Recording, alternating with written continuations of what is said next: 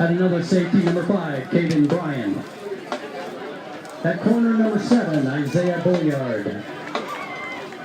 Number 9, linebacker, Javi Horniak-Ramsey. Defensive end, number 20, Josh Tyberski. At a linebacker, number 40. At a linebacker, number 70, Michael Hosberry. And then number 81, Cam Bay. Well, good evening, football fans, and welcome to Aces Field here at Hicksville, Ohio, as we are getting ready for week number 1 of the high school football campaign.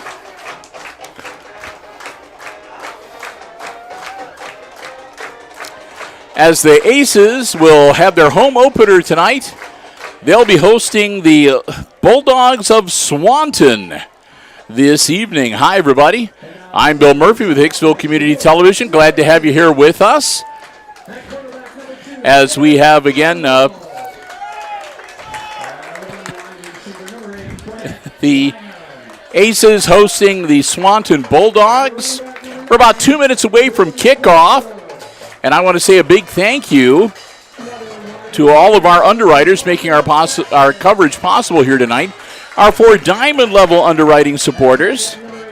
They're the Jim Schmidt family of automotive dealerships in Hicksville, Ohio. Jim Schmidt Chevrolet Buick, Jim Schmidt Ford, and online at jimschmidtauto.com. Thanks also to our friends at APT Manufacturing Solutions of Hicksville, Ohio, located in Hicksville's Industrial Park, and online at aptmfg.com/careers. Big thank you to the Hicksville Pharmacy. They're your good neighbor pharmacy located right in the heart of downtown Hicksville, Ohio. Phone 419-542-6218 for the latest information on COVID boosters, flu shots, and more. And, of course, ARC Solutions Incorporated of Hicksville, Ohio. Located, a world-class facility located right here in Hicksville's Industrial Park, and online at aptmfg.com/careers. No, wait a minute. I said that wrong. ARCSOLINC.com. I apologize for that. It's all Brian's fault because he came in and he was handing me rosters and distracted me. And we also want to say a big thank you to 2 of our silver level underwriting supporters with us for the home opener here at Aces Field tonight. And that's the Hicksville Bank, member FDIC, with branches in downtown Hicksville and, of course, all across the region. You can find out more about the branches, their hours, and all the services available for you and your family for banking needs at www.thb.bank. And also Bruce Guilford Real Estate and Auctioneering Associates Incorporated, located right in downtown Hicksville, for all the latest listings of real estate and the upcoming auction calendar.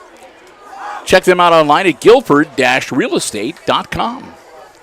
Week number 2, and there's no sugarcoating it. The Aces got shellacked by Patrick Henry in week number 1. Looking to bounce back tonight, they'll be receiving to get things started. The Swanton Bulldogs will be kicking off 12 minutes on the first quarter clock. It is a sultry, it is warm, and it is humid here tonight. We'll keep an eye on how things go with cramping up as we move through the evening. And there is a chance, last I checked, about a 35 to 40% chance we could see lightning and thunderstorms starting around 8:30, 9 o'clock tonight. We'll keep an eye on that as well. Hopefully we'll be able to get this one in. Bulldogs kick it off, and we are underway. Ball caught back at the 15-yard line. Moving his way across the 20 to about the 22-23.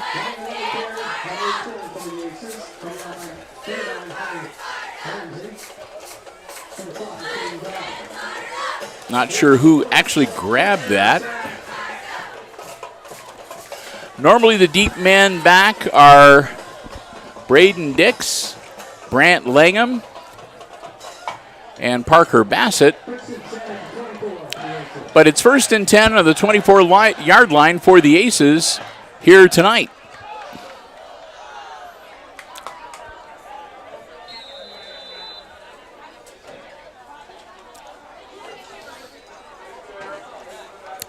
And again, something we started seeing it last week where the Aces sort of scramble that offensive line at the very last minute.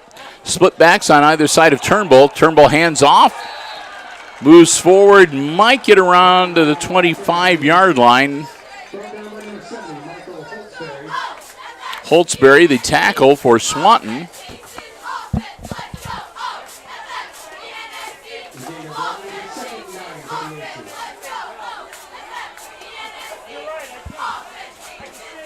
That'll bring down a 2nd down and 9.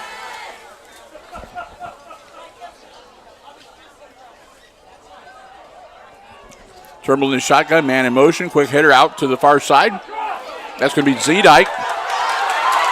Zedike around the corner, close to the halfway point of the field, about the 50-yard line. And Cross looks like he broke the 50. Got to about the 49-yard line of the Bulldogs. And that's where it'll be 1st and 10 for the Aces.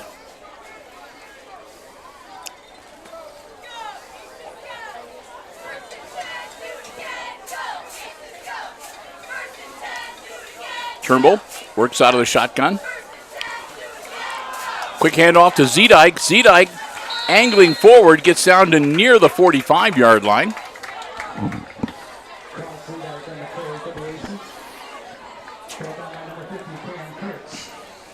Said last week the Aces handed a 41-point defeat by the Patriots of Patrick Henry on their home field. Looking to bounce back and even things up for the season here tonight. Off to a good start. It's 2nd and 6 from the 45-yard line. Getting the call from the sideline. Zedike and Langham, the split backs on either side of Turnbull. Snap. And it'll be Langham gets the carry this time. Langham gets around the corner. Langham across the 35-yard line. We'll see where they mark him out of bounds. They're going to say he was at the 35-yard line when he went out of bounds. Another 1st down for the Aces with 10:16 to go here. We have a new innovation here at Aces Field for this season.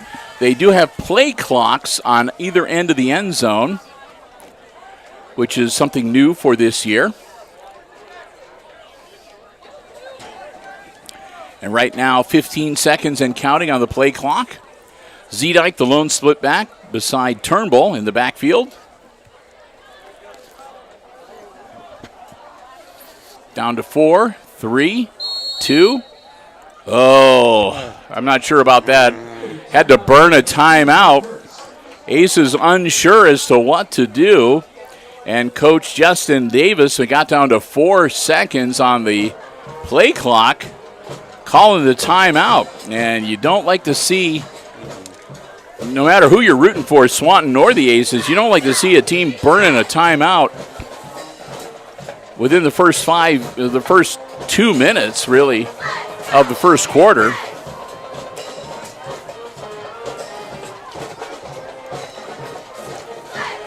I'm Bill Murphy along with Brian Williams. We're calling the action for you tonight up here in the press box.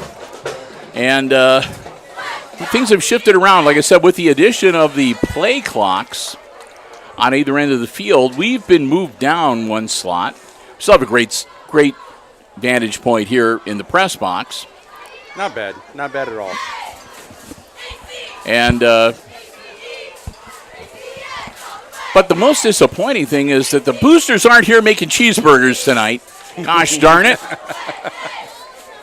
Not that the pizza isn't good, but Brian and I were both looking forward to spending money on some cheeseburgers here tonight to help out the athletic boosters.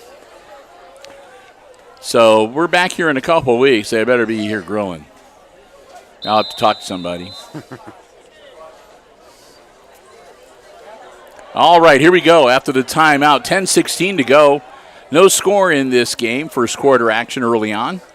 10:16 to go. Turnbull, Zedike, and oh my goodness! that literally bounced off of Turnbull's hands, and a defender from Swanton fell on it. So it'll be a turnover to the Swanton Bulldogs at the 41-yard line. That is not what Coach Justin Davis wanted to have happen early in this game. Handed to them on a silver platter with great field position. Aces will have to switch around and go on D.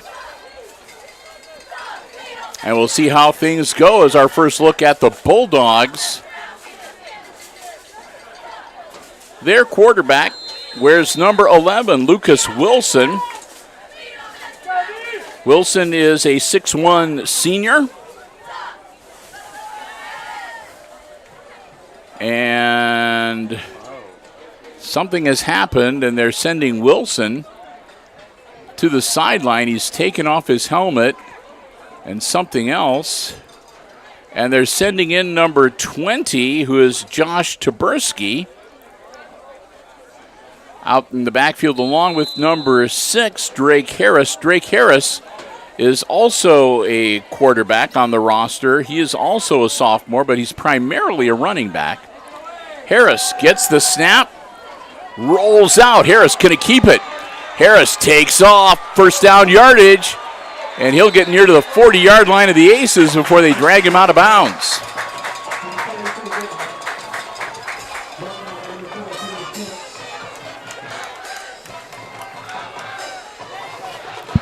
They're going to mark him officially at the 42-yard line, 1st and 10, Swanton. After the Aces, with a critical error, turned the ball over on a bad snap.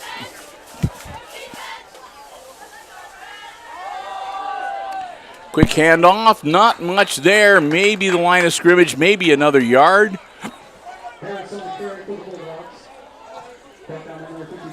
Luke Wilson, the senior, back in number 11 at QB.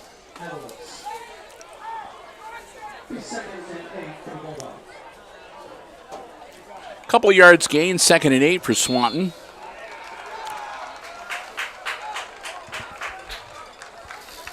And we'll see what this has to do with anything. That's going to be 5 yards for false start, it looks like. Nope, encroachment. So the Aces jump into the neutral zone and give the Bulldogs 5 free yards. It'll be now 2nd and 3 from the Aces' 35-yard line.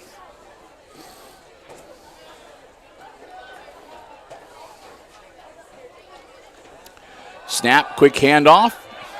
Number 6, the ball carrier, and he'll take it down near the 25-yard line. They're going to mark him at about the 27. That was Drake Harris, senior running back.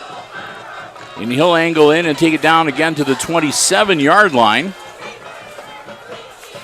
for a 1st and 10 for the Bulldogs.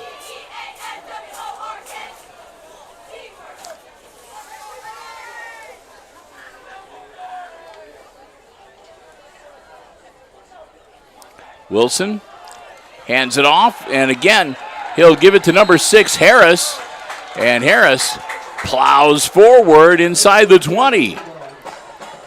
Down to about the 18-yard line. That'll be a 2nd and about 2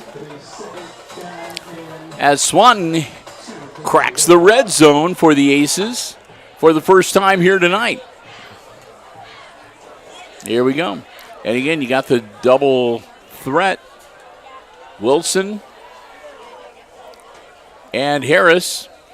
Wilson puts it in the air, caught into the end zone, touchdown. Reception by Caden Bryan, the senior tight end. He'll take it in, and that'll make it 6-0 Swanton. And the coaches next door banging on the walls. I don't know if you can hear that or not, but Brian sure can.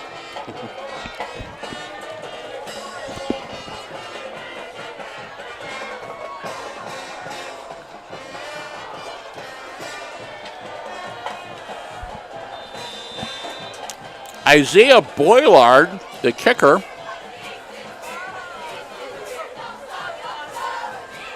And they're going to roll out and fake it. The pass is incomplete. So the fake attempt at the 2-point conversion fails.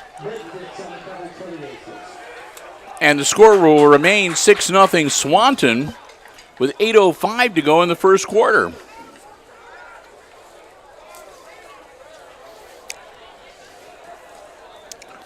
Had a good play, rolled it out very well. The holder for Swanton was number 6, Drake Harris, who again is another senior and is also listed on the roster as a quarterback. Throw was just a little bit off, dropped in the end zone. Otherwise, it would have been 2. Swanton up 6-0, and the Aces will get ready to go back on offense and receive the kick here coming out shortly.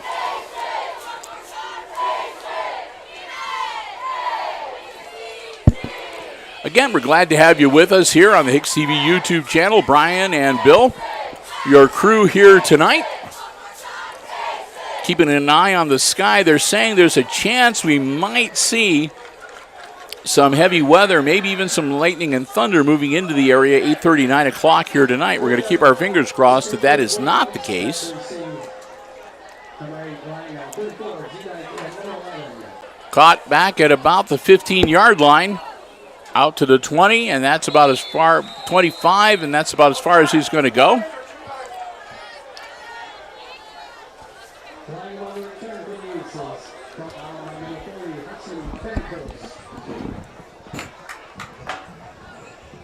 Looked like that was number 8, Langham, with the return. He'll get it out to the 26-yard line, and that's where the Aces will set up shop, 1st and 10. With 8 minutes to go in our opening quarter. And once again, the Aces will wait till the last minute, and they'll break that huddle and spread out across the offensive line. Garrett Turnbull in the backfield, along with, I believe that's Cross Zedike, number 34.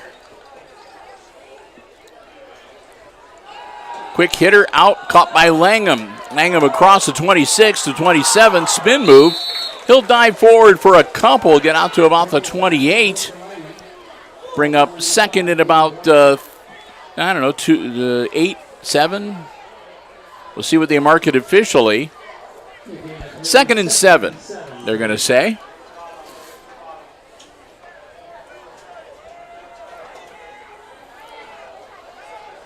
Turnbull gets the call, and he needs to check the wristband.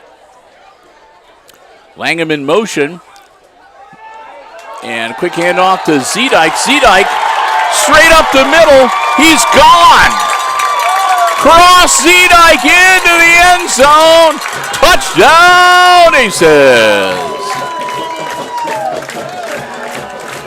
Nice fake out. Everybody thought it was going to Langham. Zedike got the pigskin, and off he went.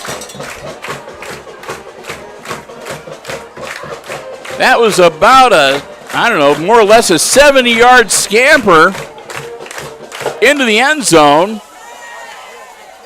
And the Aces lining up look like they're going to go for 2. Tied at 6. Langham in the backfield to take the snap. Zedike right next to him. Langham hangs on to it, goes around the far side, cuts up.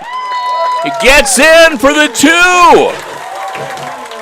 Aces take the lead. They answer the touchdown from Swanton. They have Cross Zedike loping in 60-plus yards into the end zone. And then the successful 2-point conversion by Brant Langham to put the Aces up by a pair. 8-6. Your first quarter score, 7:13 to go in the first quarter. Aces come back over to the sideline. They'll get ready to kick it off to the Bulldogs.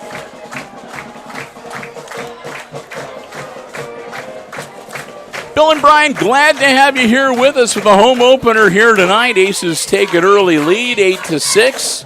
7:13 to go in the first quarter. We're going to try not to get too excited, though, because we've still got a lot of football to play here tonight. Bulldogs will come out onto the field to get ready to get the football back.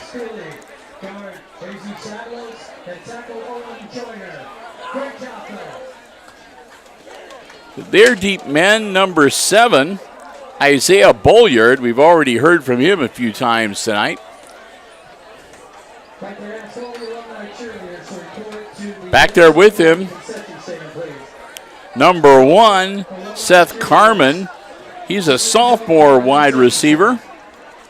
And number 9, Javi Hornyak-Ramsey, the junior wide receiver and defensive back. Aces will break huddle, and they'll get ready to kick it off here. Back to kick, number 18, Owen Stuckey.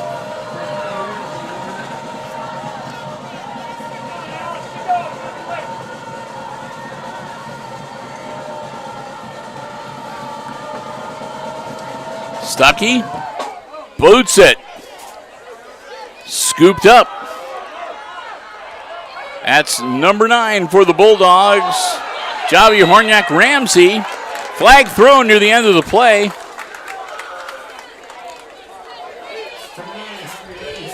Looking like some kind of a hold or block in the back.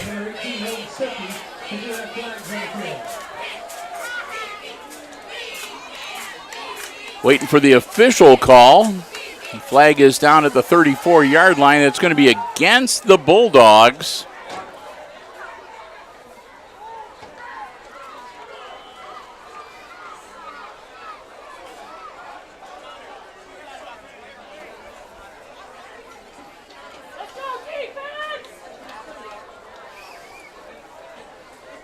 We're still waiting for the official determination.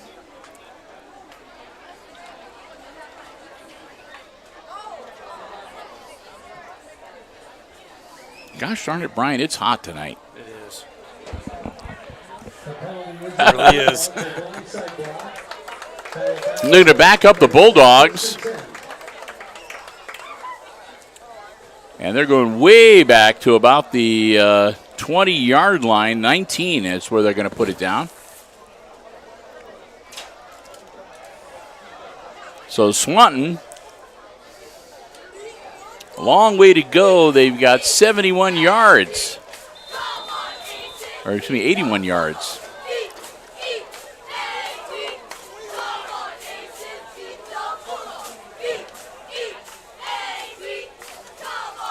Quick snap, quick handoff. Angling it forward, not a lot there. Across the 20. Get him maybe a couple 3 yards breathing room. Hornyak-Ramsey will bring it forward to about the 22, 23-yard line. Make it, I'm going to say the 21 and a half, 2nd and 8. Trying to get around the corner. The Aces have him. And he manages to shake off a couple of defenders to pick up about 3 or 4 more yards. Goes out of bounds on the far side. And they're looking like they're going to mark him at about the 25, 25-yard line. Make it 3rd and about 4.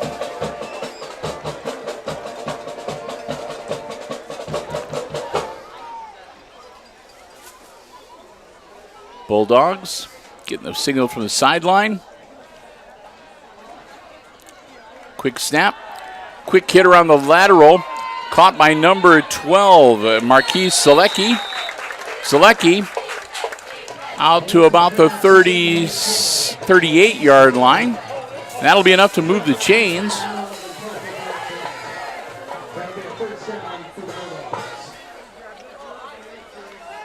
First and 10 for Swanton after the Selecki catch. 6:10, clock running. Wilson working out of the shotgun. Takes the snap. Quick handoff. Straight up the middle, up to about maybe the 40.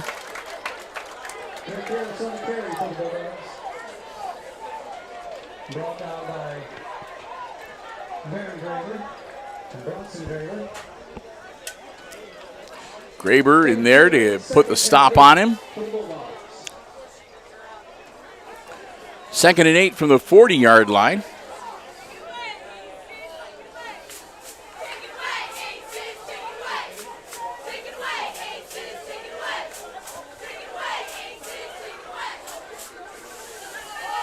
Quick handoff. Drake Harris angling and maybe getting a couple. He'll get across the 40-yard line, the 41 or 42. They're going to put it on the 42 and make it 3rd down and about 6.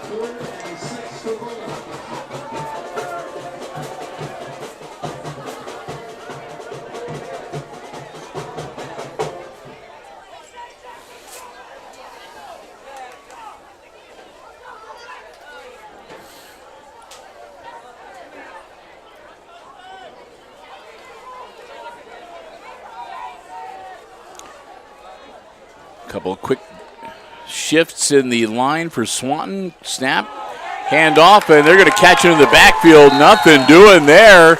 He's going to be dropped for a big loss back at about the 39-yard line. Loss of about 3.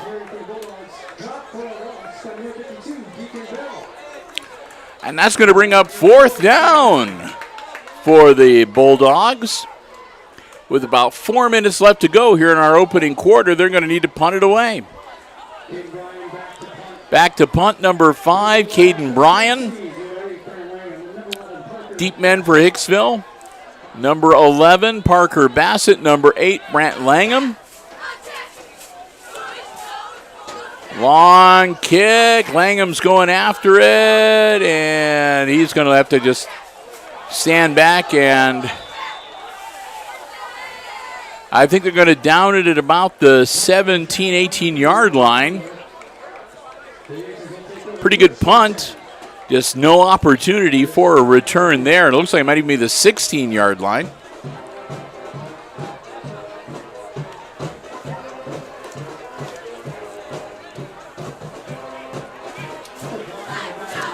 .336 to go here in our opening quarter. Ace is up 8-6. 2-point lead. They've just got the football back.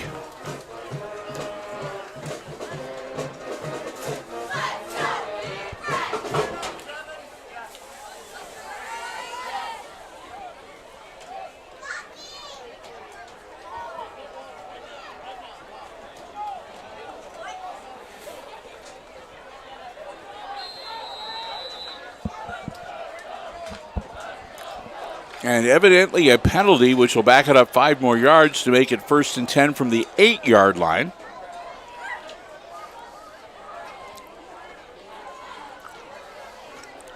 Turnbull in the backfield with Zedike. Hand off to Cross. Cross. Looks like he got across the 10.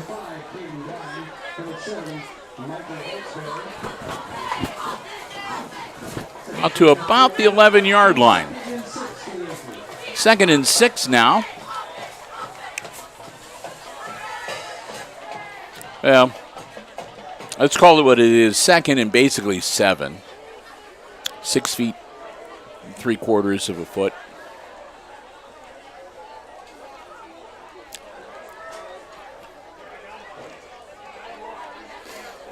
Man in motion, that's Langham. Turnbull. Quick handoff. Zedike. No, I take that back. Not Zedike. That might have been number 6. Oh, 45? 35? 9. Number 9, that would be Brody Walter. Okay. Thank you, Brian. 3rd and 3.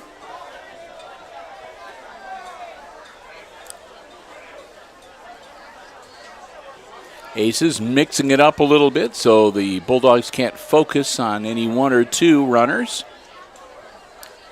Turnbull. Hand off again to Zedike. Zedike angling forward. Stopped short of the 20-yard line. That's not going to be enough for first down yardage.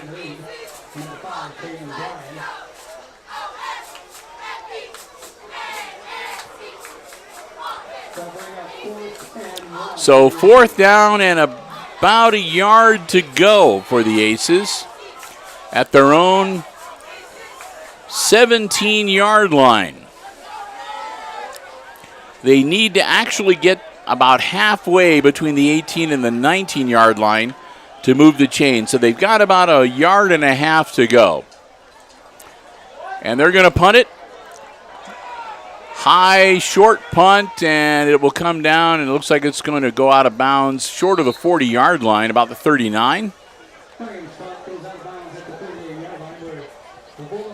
We'll see where they officially mark it, and that's where the Swanton Bulldogs will take over with 1:16 to go in our opening quarter.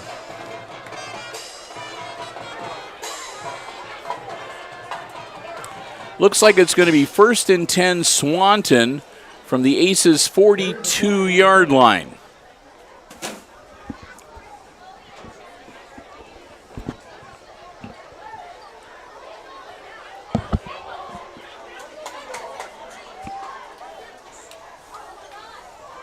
Penalty was on the Aces and it is declined. Bulldogs will take over 1st and 10 at 38-yard line. And I was looking at the wrong, so it's the 38-yard line. I'm on the wrong side of the field.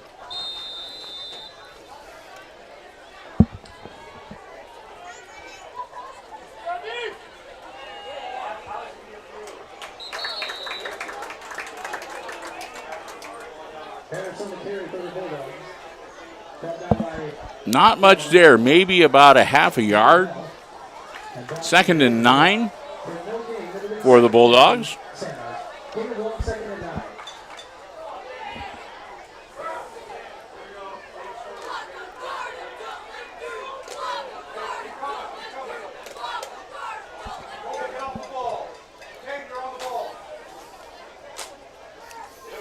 So Swanton with a 2nd and 9. Quarterback all alone in the backfield. Quick hitter caught. Nice seam. Scoots forward to about the 31, 32-yard line. We'll see where they mark him. Still shy of the first down marker. But a nice positive game to bring about 3rd and 4, 4.5. Officially 3rd and 5. See if they can get another playoff here before the end of the quarter. 4, 3, 2, 1. Nope, that'll be it. That's the end of the first quarter.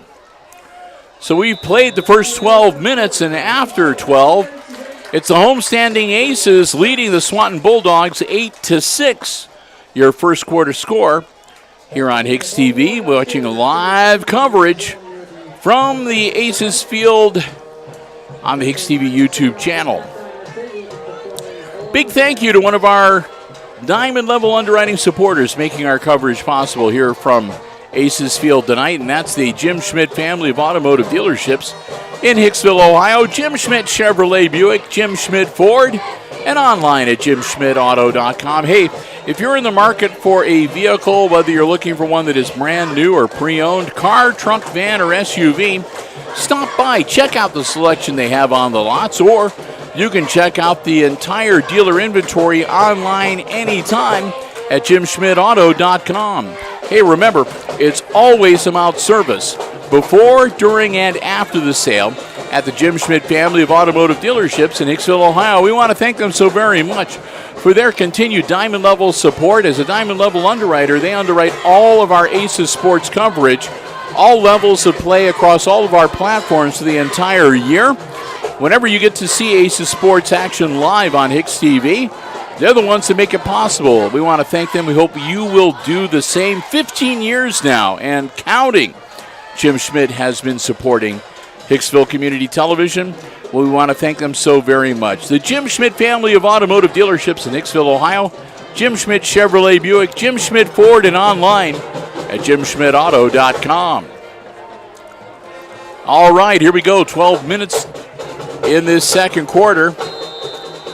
Swanton with the ball. Parker, I'm looking at the wrong roster here. Their quarterback, number 11, Lucas Wilson. Not much there. It'll be fourth and long. Well, sort of long. 4th and 5. And this will be interesting. The football is on the Aces 32-yard line. Is this 4-down territory or not? Down by 2. Want to go for it? I would. You know, a punter is kind of tough to pin him deep. See if maybe you can get him to jump.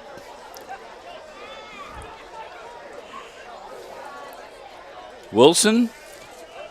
Quick handoff. And nope, they're going to be punting it. They'll turn it over on downs. He might have got a yard.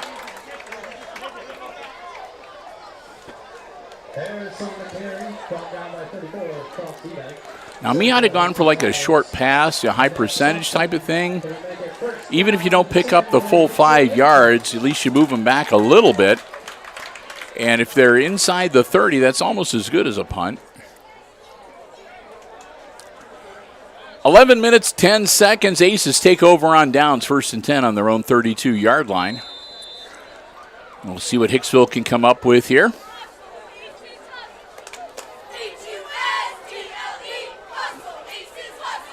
Turnbull back in the shotgun.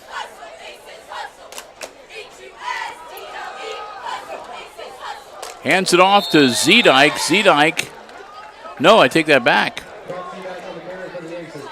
Number 74.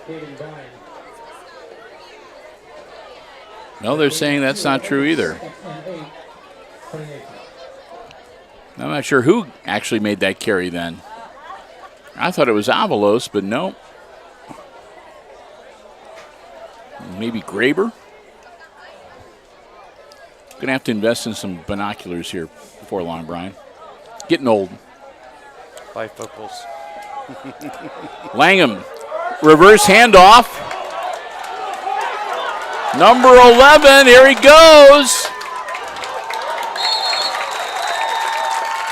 Parker Bassett taken down just short of the 30-yard line in Swanton territory. Call it the 32.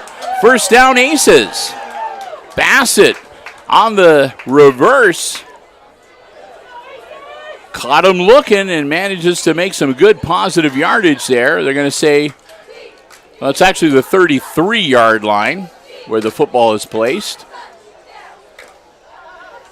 Turnbull waiting for the sign from the sideline. Zedike, the split back beside him. Langham out wide on the far side. And pass to Langham. Langham hits the quick hitter. Langham across 1st down territory, and he scampers out of bound. Well, looks like he might have stepped out just a little shy of the 1st down marker to bring up 2nd and about 1.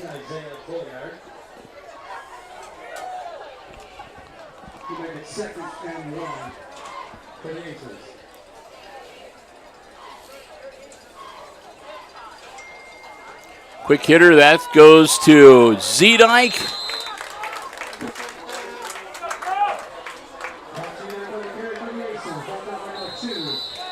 He'll take it down to about the 15-yard line, and we got a Swanton player down on the field. 1st down for Hicksville with 10:08 to go, and again an injured player on the field for the Bulldogs.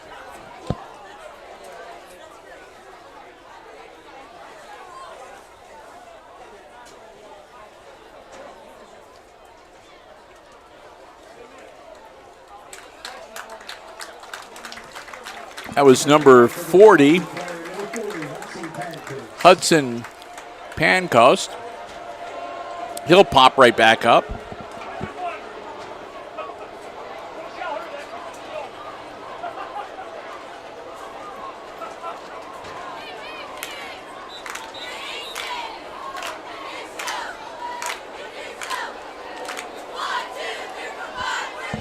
Ball resting just to the nose of the football on the 15-yard line for the Aces, 1st and 10.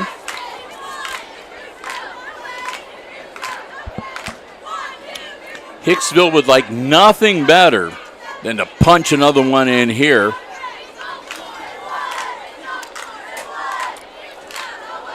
And go up anywhere from 8 to 10 points before halftime.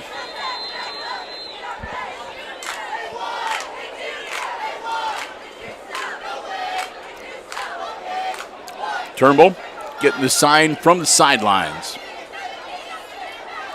Coach Justin Davis and his crew. Quick snap, rolling out. Stops, nothing downfield, puts it in the air. And that's intercepted. Picked off at the 15-yard line, number 9 for Swanton. Javi Hornacek Ramsey.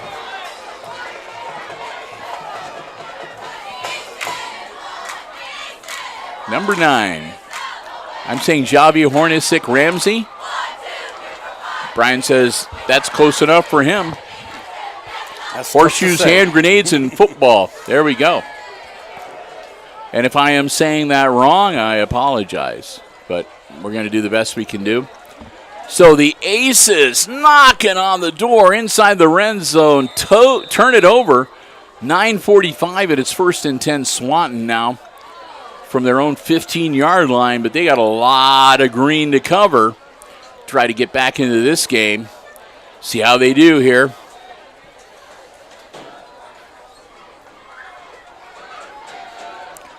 Number 11, that's their quarterback, Lucas Wilson. Number 6 beside him. Hand off to him. And he'll tuck it in. And Harris will take it out to about the 20-yard line.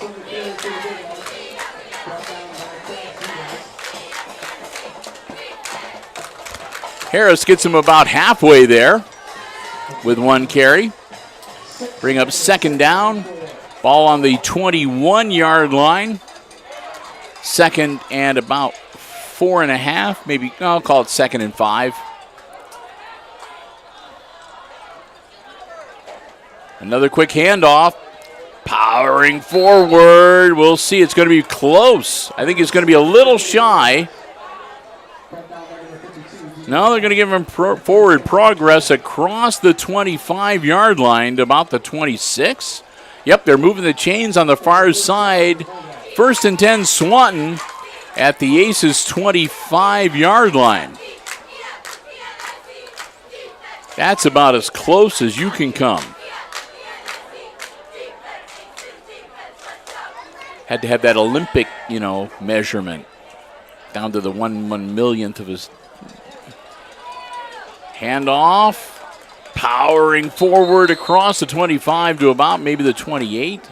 See where they give him forward progress to. Looked to me like he got to about the 28-yard line. Gain of about 3. Well, they're going to say 2 officially. 2nd and 8.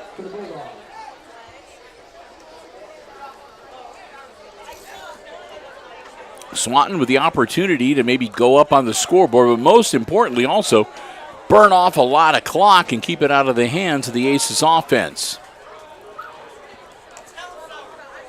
Dropping back to throw. Looking downfield. Oh, he's going to get it away, and it'll be incomplete.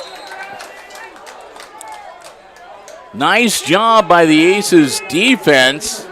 Hit him in the backfield. Couldn't get him down for the loss of yardage and the sack, but put him off of his game, and he just had to sort of hurl it downfield.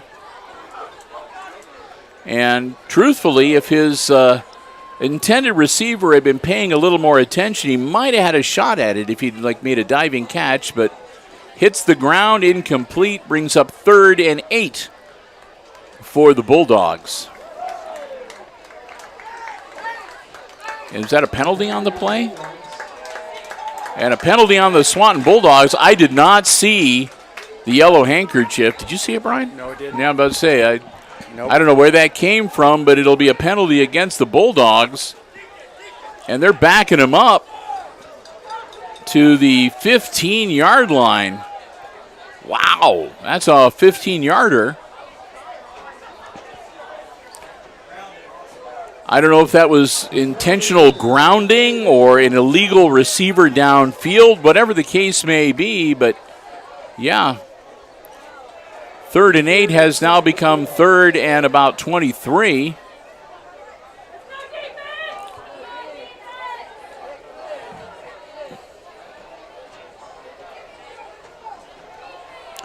Definitely going to launch it this time and intercepted. Aces. That's number 11. Still on his feet. Parker Bassett with the INT inside the 10-yard line. 1st and goal, Aces. With 7:39 to go here before the halftime.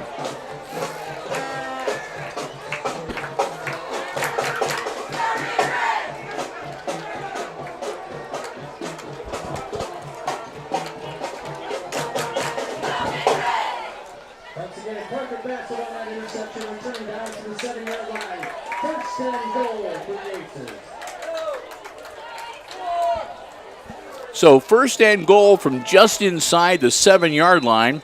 You can call it 7, you can call it 6.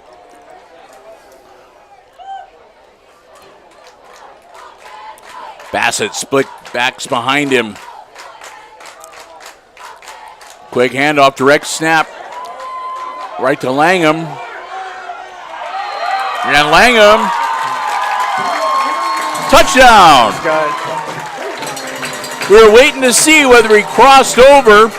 It couldn't tell whether he was just shy or just across the pylon. And the officials say, yep, that foot went across the pylon. Touchdown, Aces. Hicksville goes up 14-6 with 7:32 to go in the first half. Aces look like they're going to line up. Well, we'll see what they're going to do here. Looks like they're going to line up for another 2-point try.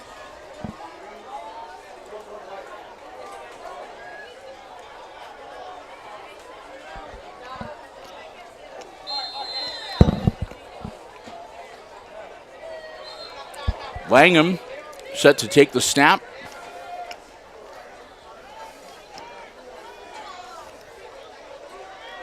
He does. He keeps it. Oh, wide open. Nothing's going to stop him.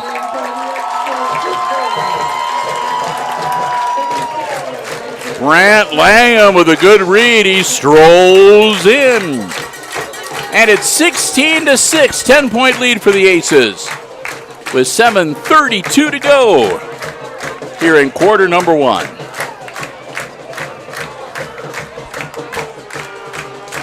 Marching band across the way. And the Aces' pride, of course, are down and with the best announcer in Northwest Ohio. That's just my opinion.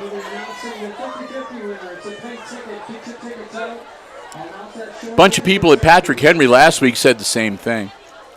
Many people are saying that the guy who announces for the Aces' pride is like the best announcer in Northwest Ohio. I'm just saying what many people are saying.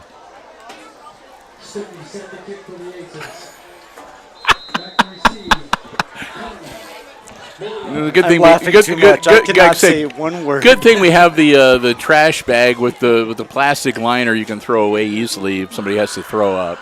Brian was like, "Excuse me." All right, Aces getting ready to kick it off to the Bulldogs. All kidding aside, looking forward to halftime tonight. Ball's up, low liner, rolls on the ground, scooped up on the far side 22-yard line. Swanton brings it forward to about the 34-yard line, and that's where they'll set up shop, 1st and 10.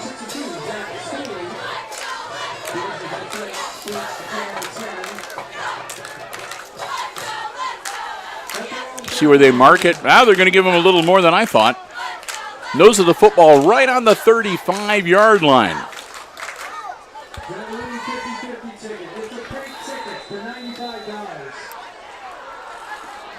Oh, you should have bought a 50-50. Could have won a Dodge tonight. Get to the press box to claim your rings. Is that like a Dodge Demon or something? You know, like one of those really high-powered ones? I don't know. I really doubt that. Rolling back, he's in trouble, and that might be another grounding call. Yep, they throw the flag because there was absolutely no one within not even 10 yards of where that ball went. So that's going to be a loss of down and intentional grounding on the Swanton Bulldogs. Second time tonight.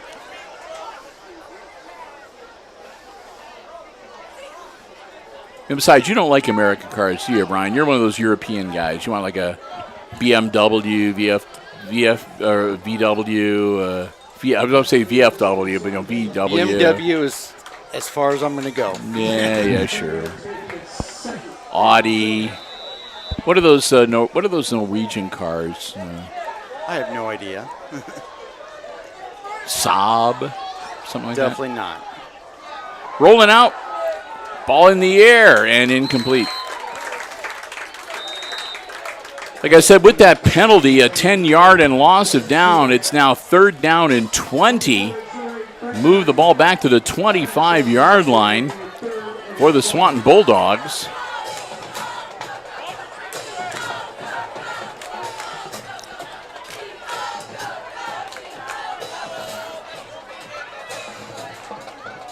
Now, see, most people, it's like, oh, I like European cars, like, you're like, oh, Lamborghini, Ferrari, Opel Blitz. If you got the money. Whatever. But Brian is like, nah, VW, Saab. No, definitely not. Those, the ones that only have 80 horsepower and can't go more than 60 miles an hour. Definitely not. He's on the Autobahn. He'd be in the right lane all the time. Ball up, caught. And nice reverse. Oh, almost got away. They caught him around the ankles and bring him down at about the 28-yard line.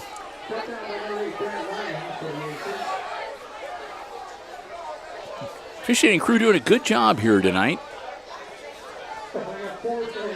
You can kind of tell none of the coaches on the sidelines are really mad or storming around or throwing anything. So you know that the officials have been doing a really good job. And from up here, our vantage point, they really have been on top of things. What the heck is that?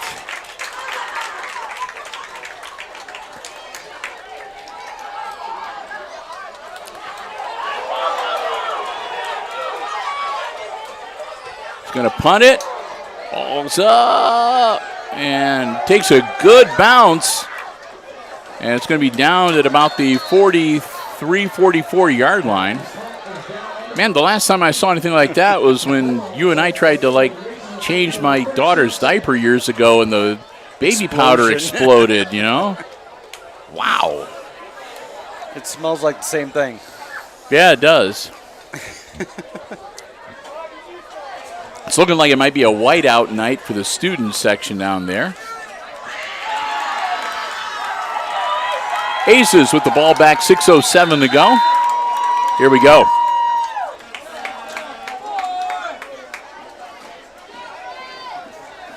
Glad to have you here with us on the HIX-TV YouTube channel. Hope you're enjoying the live coverage tonight. If you are, please subscribe. We'd love to have you as part of the community of Hicksville Community Television. Maybe you are nothing doing beyond that. Cross Zedyke. Brought down. 2nd and 9.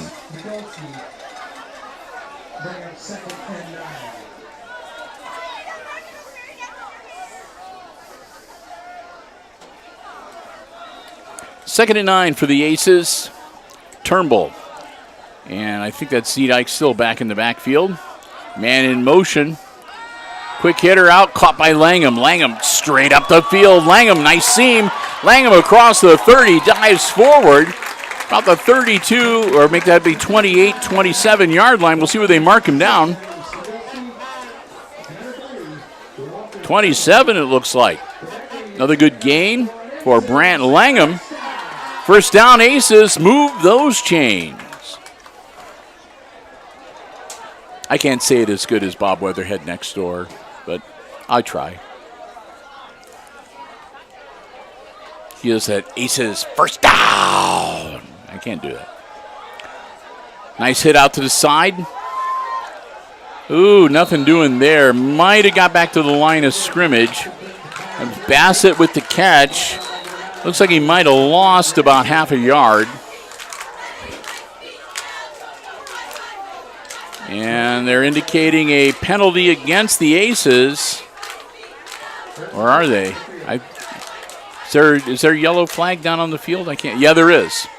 They're indicating that flag was against Hicksville. The flag is at about the 21-yard line. Aces are backing up, so evidently it's nothing they're going to argue about. And they'll back that one up. Way back. 15 yards to the 45-yard. Well, make that the 43-yard line. Okay, Bill, replay. What happened? I'm not sure. But whatever it was, as my daughter used to say, it was bad.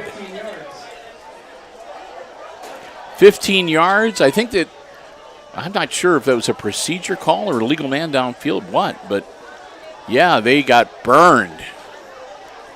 Make it second and, 26, 27 yards, almost 30 yards to go here on second down. Quick handoff. They're going to keep it on the ground. Okay, Langham. Langham turns the corner. Nice spin move. Brant Langham down to about the 30. Good call. He'll get him to within 12 yards of a first down. Good call, Not though. bad. Good job by Langham. Nice spin move there, and diving forward to pick up a few extra.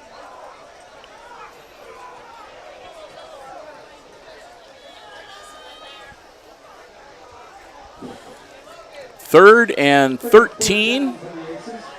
Aces need to get it to the 18-yard line to move the chains. Right now at the 30.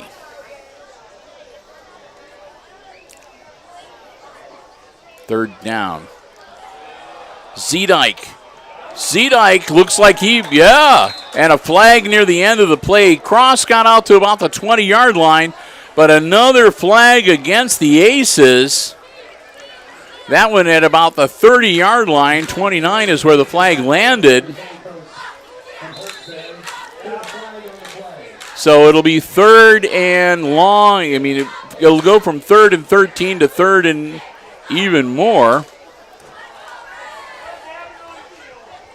They're going to pick it up. We'll see if it's a spot foul or from the end of the play. Wow. Aces have just been snake bit these last few plays. And the officials, they're going to pick up the flag. We're going to see what. Are they going to start there? There's 5. Oh, no. 10 yards from the spot of the foul. Looks like it might have been a hold. And that moves it back to just outside the 40-yard line. 3:38 to go. And it goes to third now and 22. Yikes. Maximum effort time. Brian told me to say that. He just wants to see the Deadpool movie so bad. Yes, I do. Turnbull backing up. Turnbull looking downfield. Turnbull airs it out. And that's going to be intentional grounding, I would think. Nope, no flag. He rolled out of the pocket, but still, there was nobody around there. So that's going to bring up fourth down and 22. Looked like he had a guy open, didn't he? Well, he might have. 10 yards? It's so hard to tell sometimes with these calls for pass interference, intentional grounding, and so forth. It seems like it varies a lot. I just wait until they make the indication. All right, here we go. Fourth and 22. Aces look like they're going to go for it. Nope, they're going to punt it. Boom. Foot away, and that's going to go into the end zone. He picks it up in the end zone. I don't know about that. It was in the end zone, but he picked it up and tried to return it. So instead of getting it at the 20 or 25, they're going to get it inside the 10.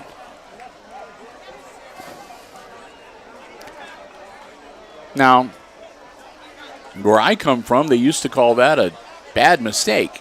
But I don't know. 3:05 to go. And it feels about that in Celsius degrees, 30.5. All the science nerds out there are going, all right, Celsius.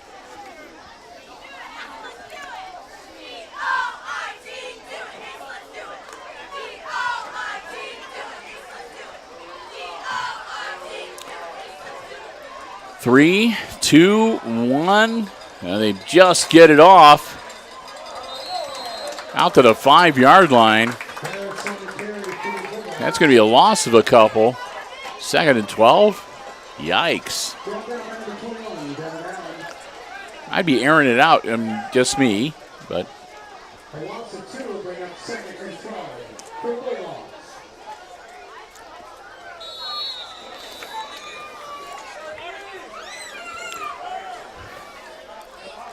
Timeout on the field. 2:39 to go. We'll take some time. We'll say a big thank you to one of our silver level underwriters joining us for the home opener here at Aces Field tonight. That's our good friends at the Hicksville Bank, member FDIC.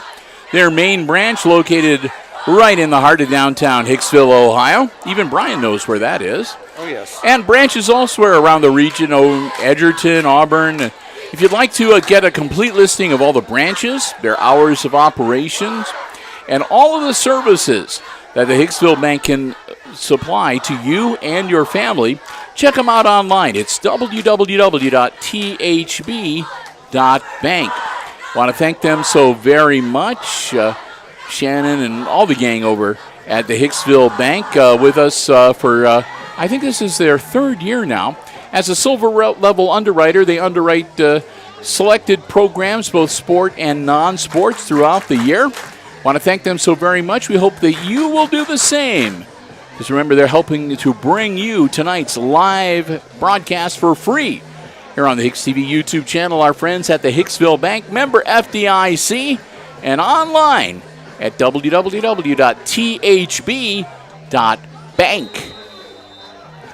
Here we go.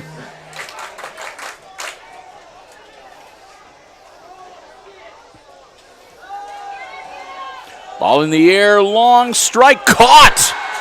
Nice job. Out to the 42, 43-yard line. Maybe even the 44. We're going to see where they're going to put it just shy of the 44-yard line.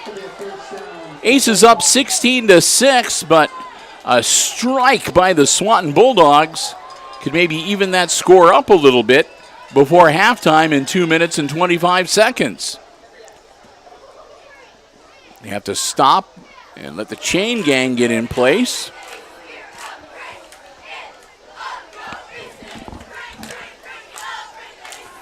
Looking for another long strike, and that one's incomplete. It looked like an interception.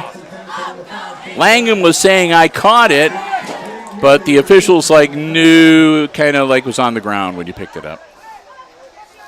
So 2:11, the clock stops with the incomplete pass, and it'll be 2nd and 10 for the Bulldogs.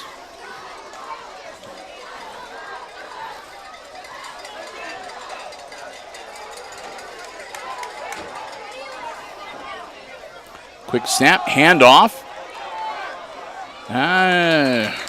Maybe a yard. Clock will keep rolling too as they stopped him in bounds. And they're going to say he actually got back to the line of scrimmage. 3rd and 10.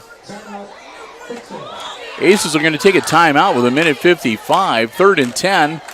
They're thinking, if we can put a stop on them here on 3rd down, we might get the ball back and might be able to do something with probably about 90 seconds left here in the first half. Coach Justin Davis thinking. His wheels are turning. And in all honesty, man, I thought Swanton was going to come out and they were going to air it out again on that second down play.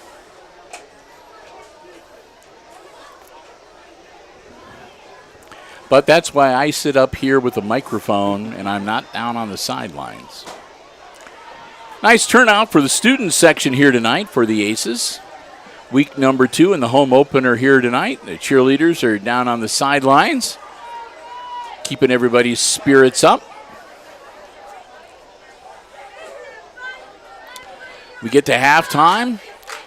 We're going to switch over to the onboard microphones on the camera to bring you the halftime entertainment. I'm going to go next door and do my thing. And Brian and I will be back with you for all the exciting second half play-by-play here tonight. Lights are on, and the Bulldogs with a 3rd and 10. They've got to get to about the 45-yard line. Ball caught and dropped down. It's going to be short.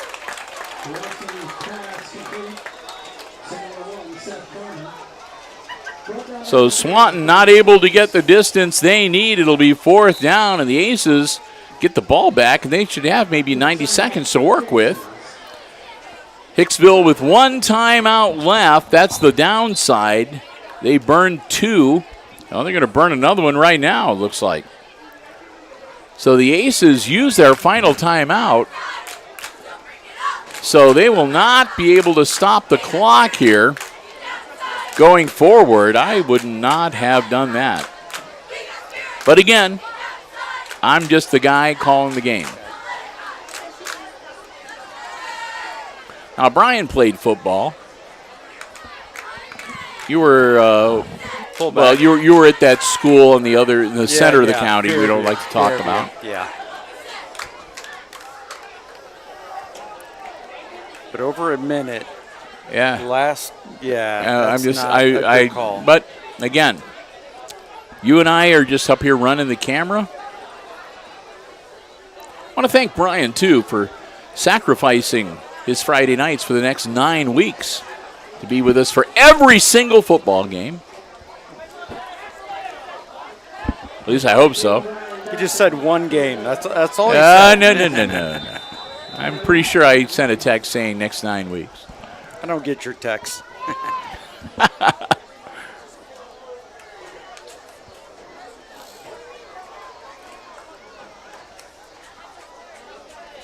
Hey, we want to invite all veterans to join you over at the Sherwood VFW on Labor Day Monday. Yes. Nice program. You got stuff going on all day for veterans and their families. Yeah, 11 o'clock, free food, 2 to 3 free alcoholic beverages, and 4 o'clock is free pizza. Yeah. We say adult beverages, by the way. Adult beverages. Yeah, there we go. My bad. 5 years in a federal pen for me. So sorry. No, I'm just saying it's nice that Sherwood. We saw the game from Sherwood. I saw them on Friday for the fair out at the livestock sale. They're there every year, and they're buying a lot of projects from the kids from the Sherwood Central local area and supporting them. It's always good to see them. They're a great bunch of guys. I think they're trying at least $4,000 to $6,000 or maybe more. Hmm.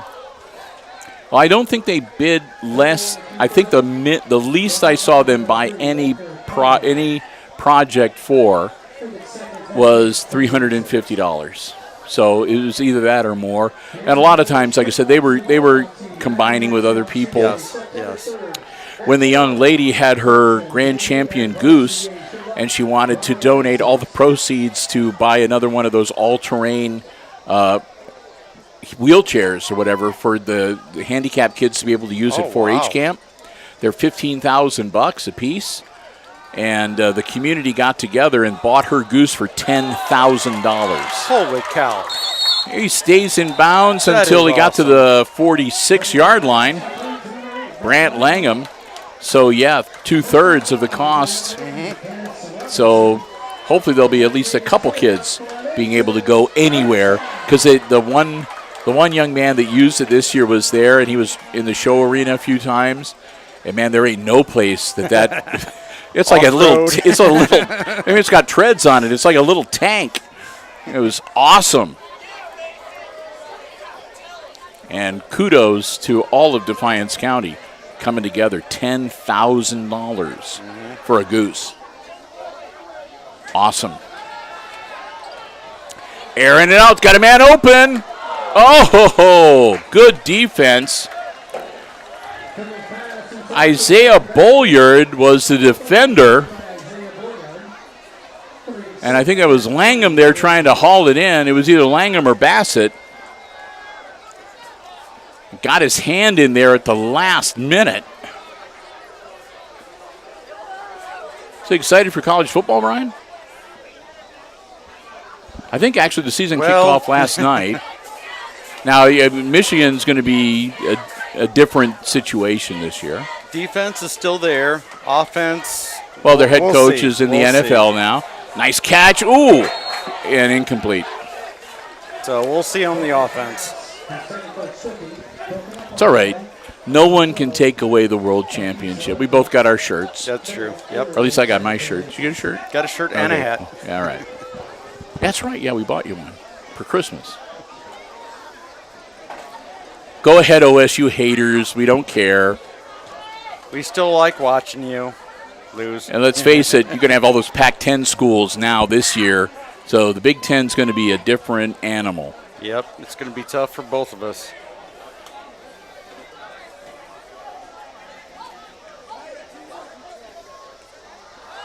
Turnbull looking downfield. No. Nope, he's done.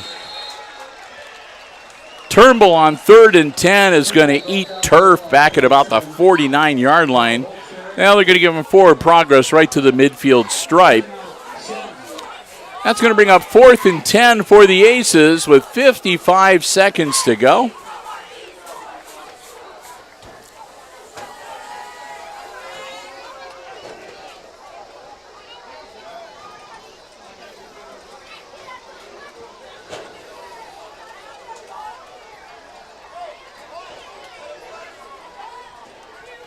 You may have noticed a new addition to the Aces field. The play clocks installed at each end zone. Lincoln Yoder should be recognized for his efforts in installing these and raising the money for that. Mr. Lincoln Yoder, big hand, please.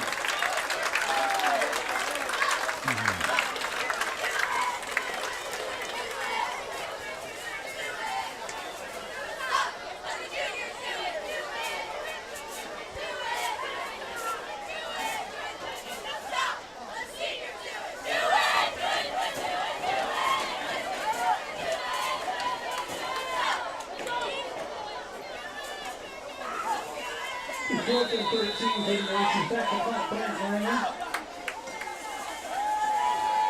Number 1, Seth Carmen back to receive for the ball.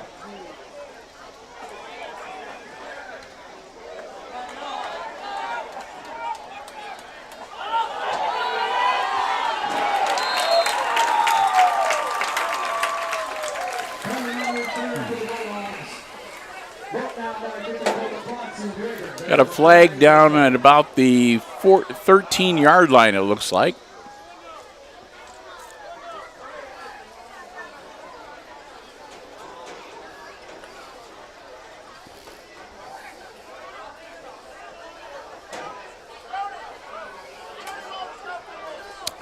"47 seconds to go.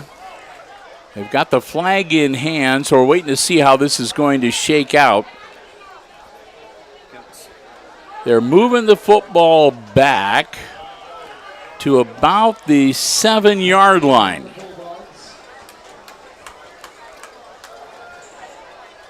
They're walking the chains down that way, and it looks like it's going to be 1st and 10 Swanton from the, well, they're going to say the 8-yard line, although I can see right here the nose of the football is on the 7-yard line.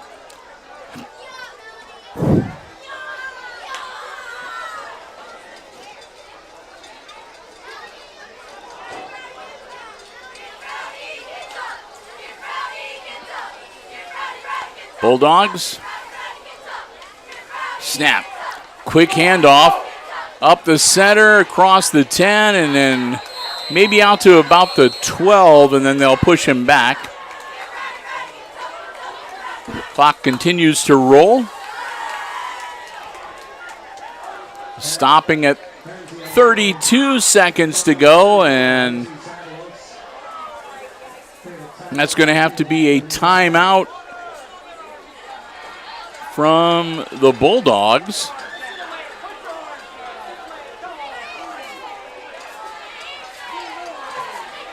I think that's their second. So it'll be 2nd and 7 from the 11-yard line when play resumes. Swanton again calling a timeout. I guess why not? You got them to use. They're not going to do any good in the second quarter. So the Bulldogs huddle up real quickly, then break huddle and head back out onto the field to play. We'll get ready to go here.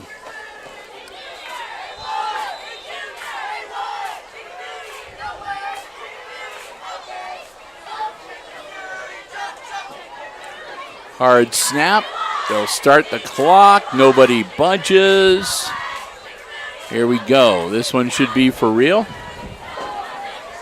High snap. Quick handoff up the middle to across the 15, maybe the 16, 17-yard line. Clock is going to continue to roll. And that should, I say should, be the end of the first half. And it is. So we've reached halftime, and at the half, it's the homestanding Hicksville Aces leading the visiting Swanton Bulldogs 16-6, your halftime score. Big thank you to all of our underwriters making things possible. They'll put 20 minutes on the clock for halftime. Halftime entertainment will feature the Swanton Bulldogs Marching Band and the Aces Pride Marching Band. And we're going to, we're not going to end the live stream, but we're going to take a pause. We're going to unplug the headset microphones and just go back on the main power. Use the onboard microphones to bring you the band entertainment here tonight. Brian and I will be back. We'll have all the second half play-by-play coming your way real soon right here on HIX-TV.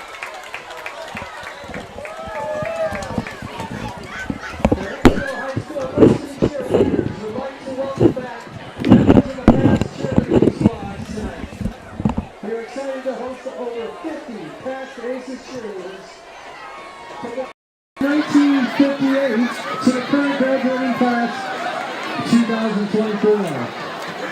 The Aces Pride runs deep.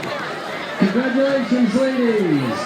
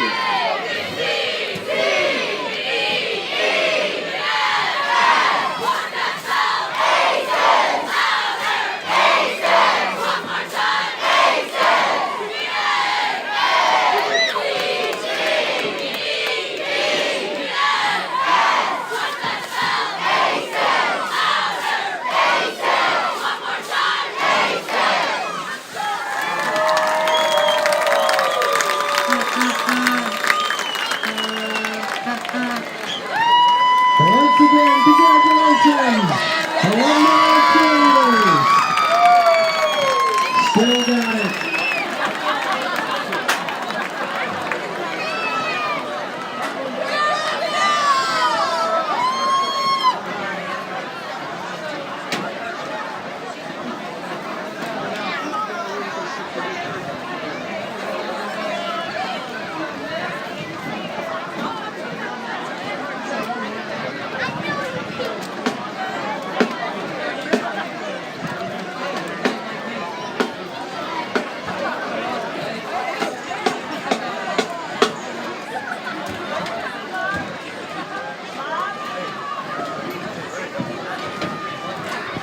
Please welcome, ladies and gentlemen, the 2024 Aces Pride Marching Band.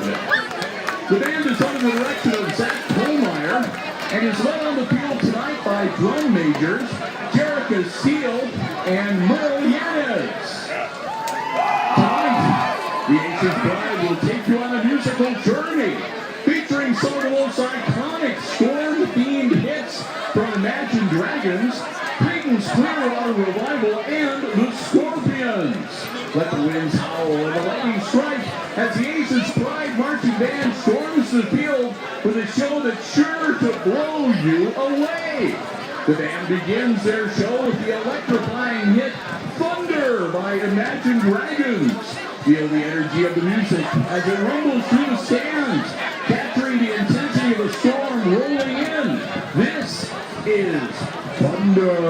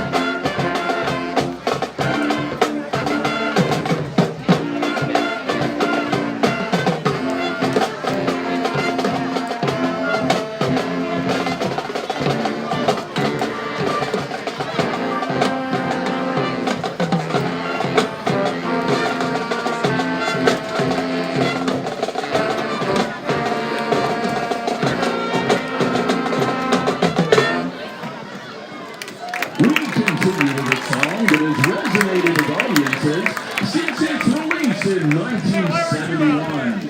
Written by John Fogerty, this iconic tune captures the bittersweet feeling of sunshine during a rainstorm, symbolizing hope amidst turmoil. This is Have You Ever Seen the Rain?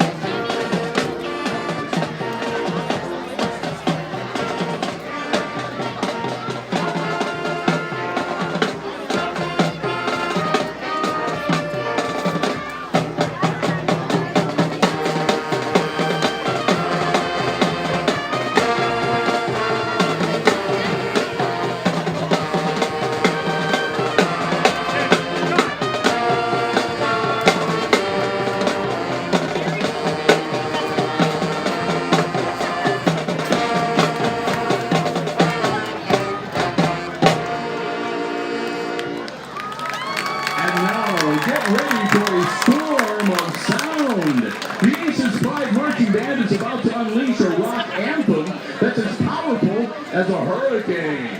Rock You Like a Hurricane by the Scorpions, a high-energy hit that has been shaking the airwaves since 1984. A reminder, after this song, the Aces Pride will be leaving the field immediately to allow our guests, the Swanton Bulldogs, time to perform their halftime show. So let's root on the Aces, and here we go, ladies and gentlemen. Hold on tight. We're gonna rock you like a hurricane.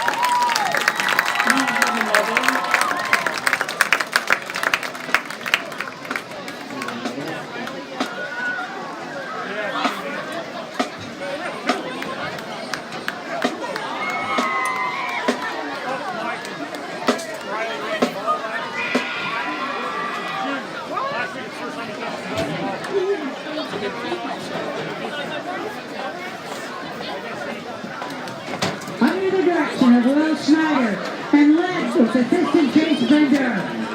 The Bulldogs marching Bulldog band is led on the field by senior drum major, Major McKenna Mortimer. We are proud to present the 2024 Flying Marching Bulldog Band. This year the band is honoring some of the music from Tamla Records. You ask, what is that? You know it as the Motown label. Barry Gordy was the founder and it started in Detroit. The studio's name was Hicksville, USA. Many pop groups were discovered by Barry Gordy in the 60s and 70s. Our first number, My Girl, was recorded by the fabulous hit group The Temptations. It was their first #1 single and it's their signature song. It was written by Smokey Robinson and Ron White. This is also Barry Gordy's first #1 song for the Motown label. Here is My Girl, directed by our senior drum major, McKenna Mortimer.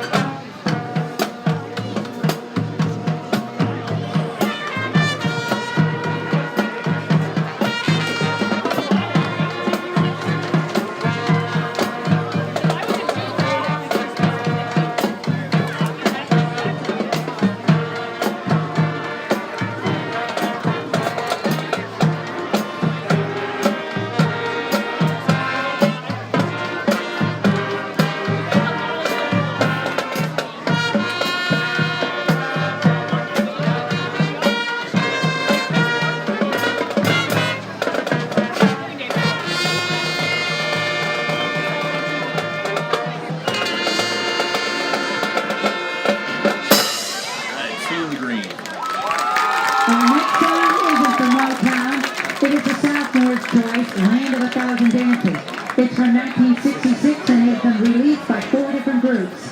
Best known version was done by Wilson Pickett. The reference number was the number being to 16. In fact, among them are Twist, Tango, Mashed Potato. Directed by drum major Haley Ross. Here is Land of 1,000 Dances. It'll pop up and get to 20%, goes on power mode. That happens, let me know when they create enough to get that.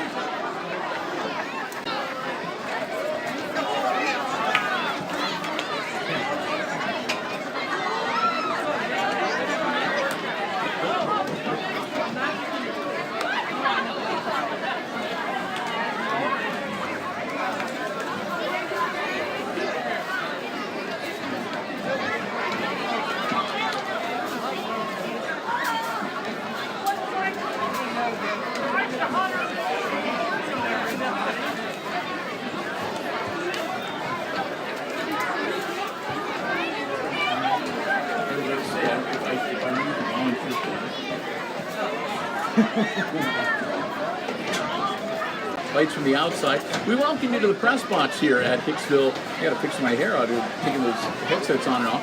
We welcome you to the press box here at Aces Stadium, Aces Field, as we have another one of our Diamond Level Underwriting supporters as we get ready to get the second half underway. That's our friends at APT Manufacturing Solutions of Hicksville, Ohio. APT Manufacturing Solutions offering solutions to business and industry, welding, powder coating, safety equipment, so much more. And they're looking to add to their roster. That's right, they have great positions available.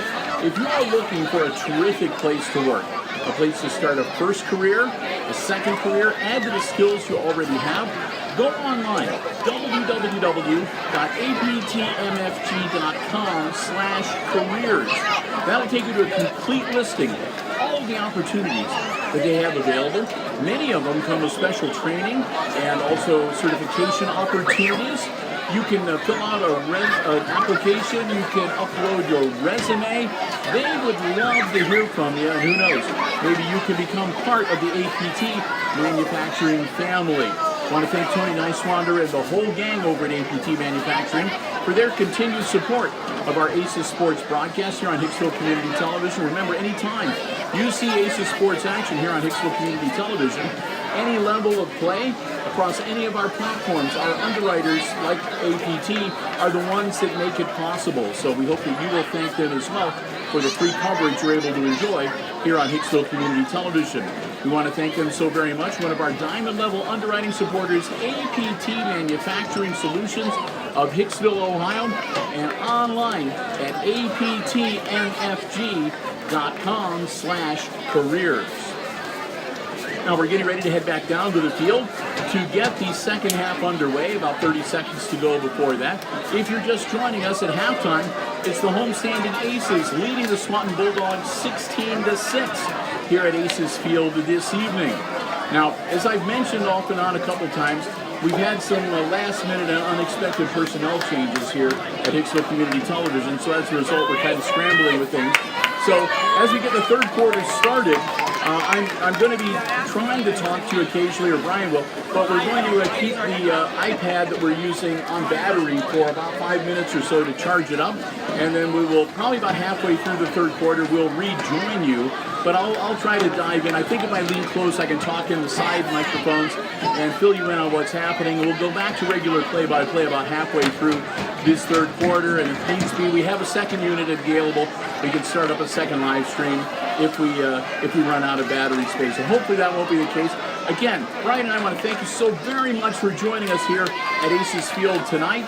And we're getting ready to kick it off. It'll be Swanton kicking to the Aces kicking to Swanton to start the third quarter, leading 16-6. You're watching Aces Varsity volleyball action, week number 2 live from Aces Field in Hicksville, Ohio, coming to you right here on the HIX-TV YouTube channel.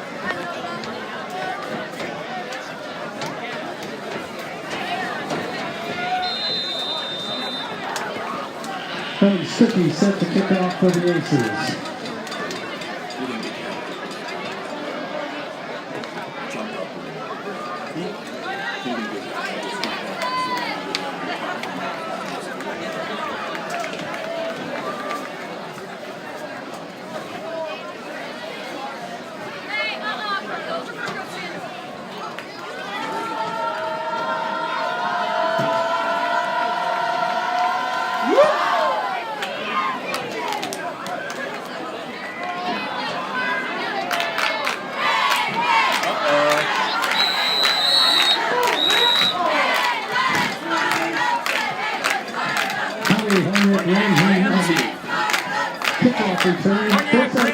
With a good return. The Bulldogs will set up first and 10 from the 44-yard line. Swanton will start off first and 10 on their own 44-yard line.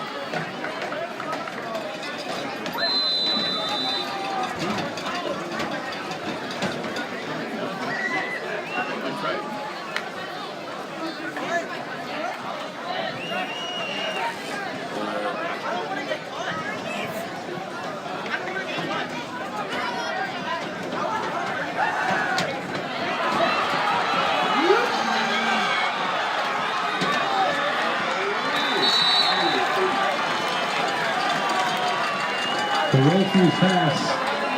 Complete to number 80, Dennis Robinson.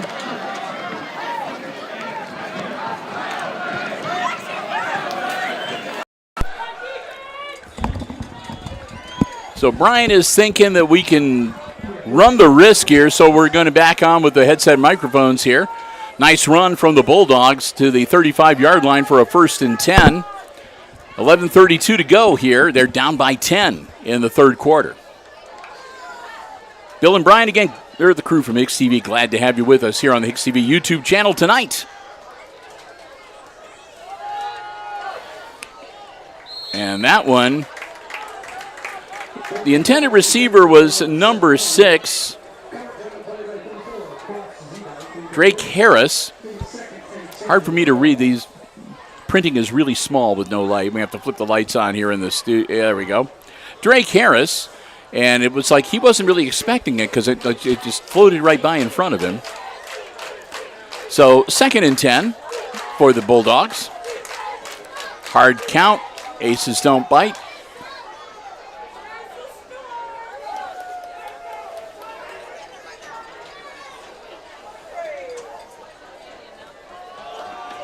Quick handoff right up the middle. Nice positive yardage. Should be good for a first down from Drake Harris once again. 19 minutes away from 9 o'clock. We're going to kind of keep an eye on the sky. Earlier today, they were saying 9 o'clock-ish. We might see some rain or thunderstorm activity, probably to our north, but we'll keep an eye on things. And hopefully we'll be able to get this game in. And they're saying that now it looks like it's going to hold off till about 11 o'clock tonight, which is good.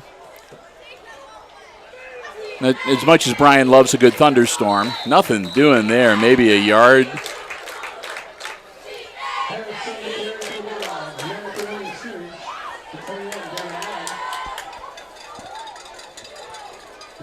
Sorry, Brian, your watering hole closes in 18 minutes. There's a few others. Clock rolling, 10:25 and counting here in the third quarter. Swanton with the ball on offense, a 2nd and a long 9. Call it 2nd and 10. Man in motion. Ball snapped, high snap, but controlled. Ball in the air, and he had 2 guys all alone down the field, but ball's behind both of them, out of bounds and incomplete. That'll bring up 3rd and 10.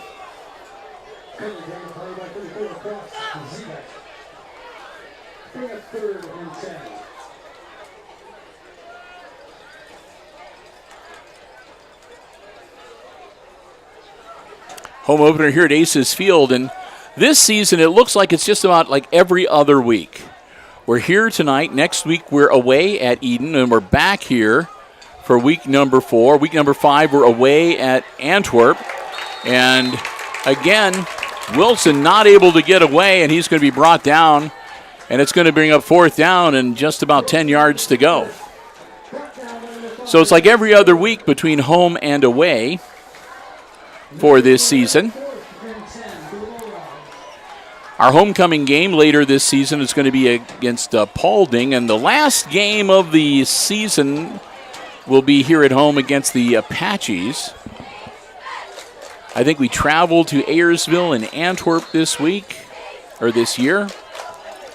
And a timeout called. Fairview. Timeout called by the Swanton Bulldogs. Well, that'll be an interest because that'll be week number 10. So both of these squads should pretty much have their season in hand. And what would be nice, I mean, honestly, what would be nice is we have Fairview and Hicksville both come onto this field. Winner goes to the playoffs, loser goes home. I mean, something along those lines of both of them having a good season and just having a real dogfight out there on the gridiron. That'd be fun to watch. Yep.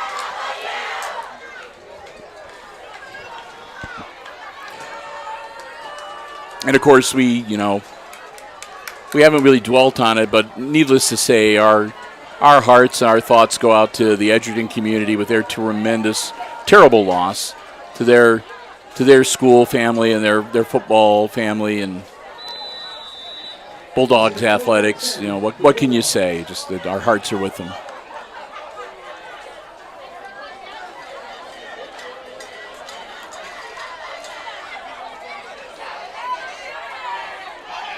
Snap. Going to be a quarterback keeper, and I'm not sure if that was the right call. He's going to lose a half a yard. And that's going to bring out, they're going to turn it over on downs at the Aces 26-yard line. So Hicksville's going to get the football back, and, not great field position, but it's not terrible field position either. They're going to put the nose of the football on the 25-yard line, 1st and 10 Aces with 9:22 to work with here in the third quarter.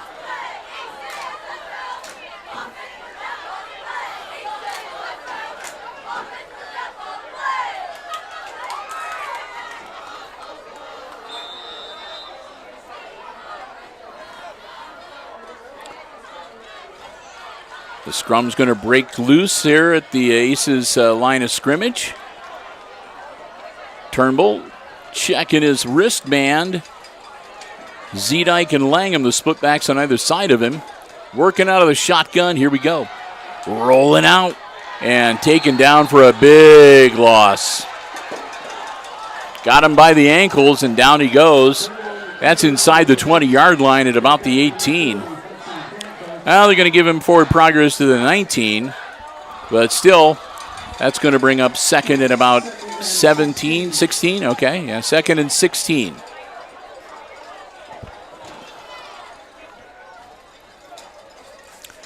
So the Aces on their first play from scrimmage of that offensive drive kind of shoot themselves in the foot. Let's see if they can get a little redemption here. Need to get to the 35-yard line to move the chains. Quick handoff, and they're tangled up. And again, loss of yardage on the play. So the Aces going in the wrong direction on this first offensive drive of the third quarter. That's all the way back to the 15-yard line now. 3rd and 15 with the ball on the 15-yard line. Actually, it's going to be 3rd and about 20. Yeah, 3rd and 20. Scoreboard is not accurate.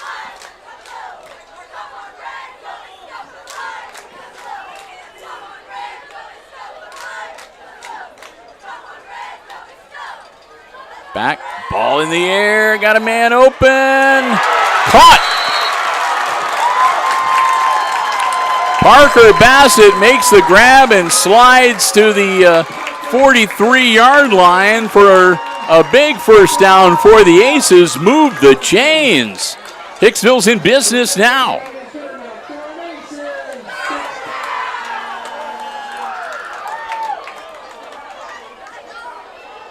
Zedike and maybe a couple out to about the 45. Quick handoff to Cross Zedike. He'll get it out to the 45-yard line to make it 2nd and 8. Clock continues to roll, 7:19 and counting. Here we go, 2nd and 8.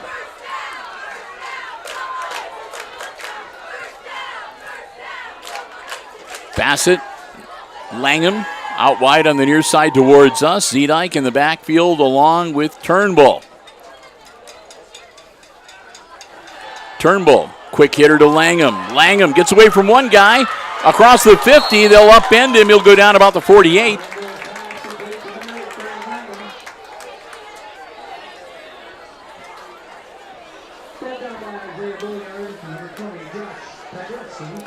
Not enough to move the sticks, but 3rd and 2 coming up for Hicksville at the Swanton 48-yard line.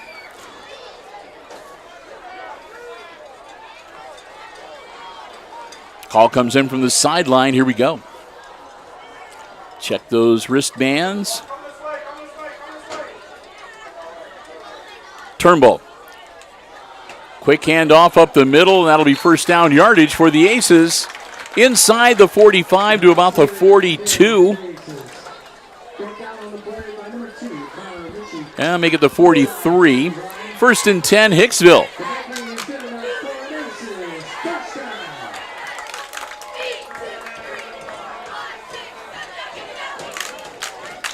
And again, they'll do the Chinese fire drill, scrambling around at the line of scrimmage just before they get ready to do the snap count. 6 minutes to go, halfway through quarter number 3. Turnbull. He and Zedike in the backfield. Bassett, Langham, the two guys out wide on the far side of the field. Quarterback keeper, nothing doing there. He might have got a yard.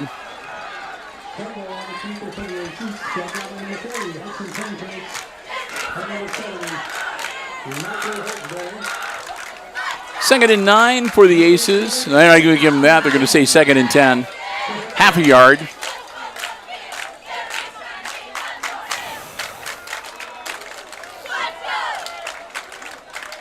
Again, waiting on the call from the sideline.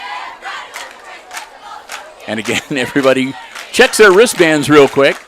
Tell it's early in the season. Langham in motion. Handoff. That's to number 9, Brody Walter. Walter out to about the 40-yard line.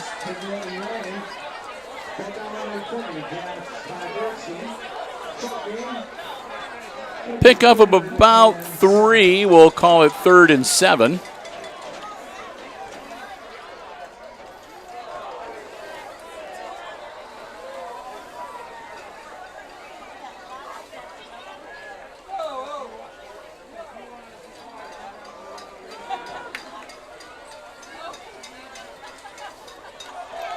Zedike gets the carry. Zedike hammered across the 40 down to about the 38. He's clocked. Number 66 took one shot, too, for the Bulldogs. That's Everett Smigelski. Smigelski real slow getting up. They're going to send the trainers out to check on him. And like I said, Zedok got across the 40-yard line, but he got maybe a step and a half, and they introduced him to the turf. 4:13 clock stopped with the injured player on the field. Bill and Brian, we're glad to have you here with us. Hey, I've got some time, so let me say another thank you to another one of our silver-level underwriting supporters. Here at Hicksville Community Television, our good friends at Bruce Guilford Real Estate and Auctioneering in Hicksville, Ohio, located in downtown Hicksville. Hey, if you'd like to get the very latest listings on real estate, residential, commercial, industrial, agricultural, and to check out the upcoming auction calendar, you can do all that online. Just go to guilford-realestate.com. Want to thank them so very much. Again, as a silver level underwriting supporter, they join us for selected broadcasts, both sports and non-sports, throughout the year. And they're with us tonight for the home opener for the Aces. We want to thank them so very much. We hope that you will do the same. Our good friends at Bruce Guilford Real Estate and Auctioneering Associates of Hicksville, Ohio, located right in the heart of downtown Hicksville, and online at guilford-realestate.com.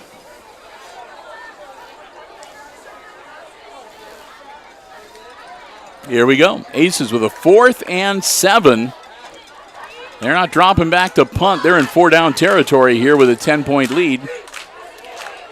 Turnbull airs it out, caught and dropped. So the Aces will turn it over on downs at about the 39-yard line. It'll be Swanton's ball, 1st and 10, with 3 minutes and 46 seconds to work with here in the third quarter at Aces Field on this Friday night, week number 2 of the high school football campaign. Glad to have you with us. Hope you're enjoying the live coverage here on the HIX-TV YouTube channel.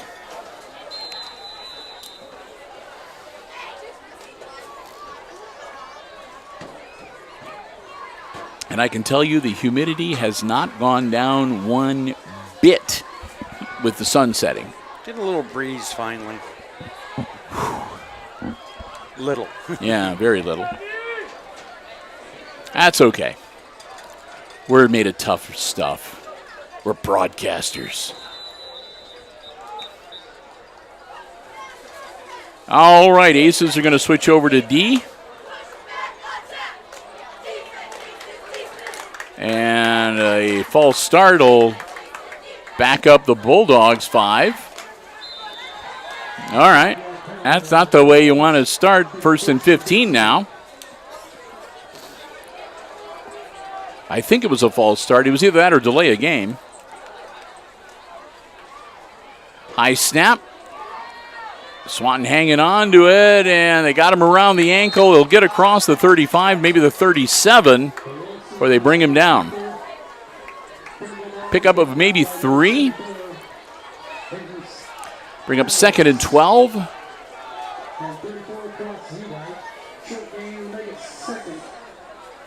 Zedike, amongst the many that were in there, got him around the ankle.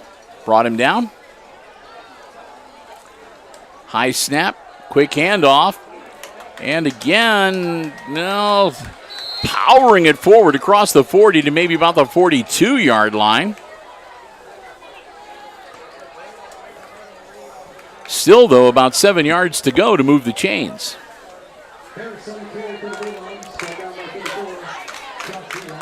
Out to the 42-yard line where it'll be 3rd and 7 for Swanton.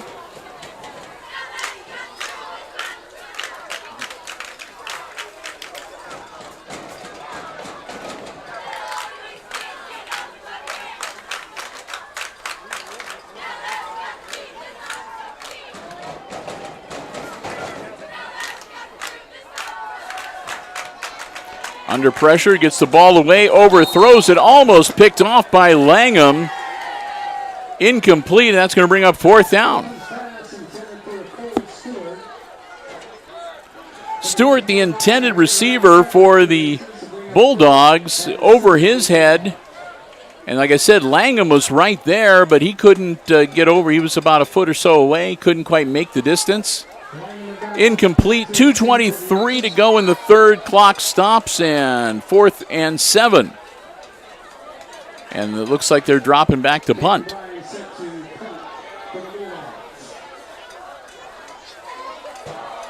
They're going to reset the football in the proper position. They had it about 3 yards deeper than it should have been. Put it at the 42-yard line. That's correct. Long snap. Punts up. High arcer, slow, caught down by Bassett. Bassett at the 25. Bassett across the 30. Out to about the 32, and they hit him in the midsection and drive him back. Bassett gets him across the 30. It'll be 1st and 10 Aces at that point. 2:12 to go in our 3rd quarter.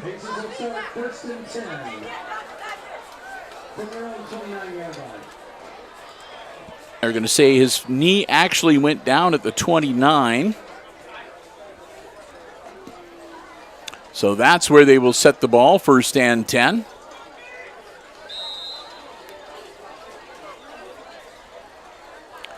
In the backfield is Langham and Zedike. Turnbull nowhere to be seen. Direct snap to Langham. Langham angling across, cuts upfield, and gets... they're going to finally get him down. It looks like about the 34, 35-yard line.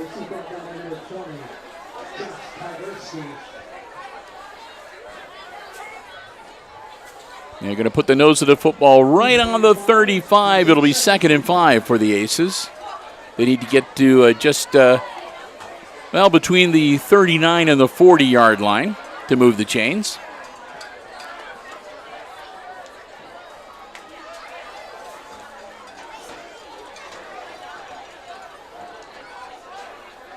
Bassett comes out wide on the near side towards us. And then he'll back in a little bit. Turnbull still on the sideline, and timeout. The Aces coaching staff did not like the way the team was responding to the signals. So that'll be the first timeout of the second half burned by the Aces. They'll have 2 remaining between, for a minute 21 left of this quarter and the 12 minutes of the 4th quarter. So now both teams have burned a timeout here early in the second half. 1:21 to go. Aces leading by 10, 16-6. Glad to have you with us. Bill Murphy, Brian Williams, your crew from Hicksville Community Television here tonight. Having a good time. We've been relocated a little bit. If you're really astute, you might notice that we're about 7 yards farther from the 50-yard line than we normally are. They relocated us because they needed some extra space with the new play clocks that they've installed here at the field. Quick handoff, motoring ahead across the 35 to about the 37, 38-yard line. Not quite enough for a first down, but it's going to bring up 3rd and about 2, it looks like.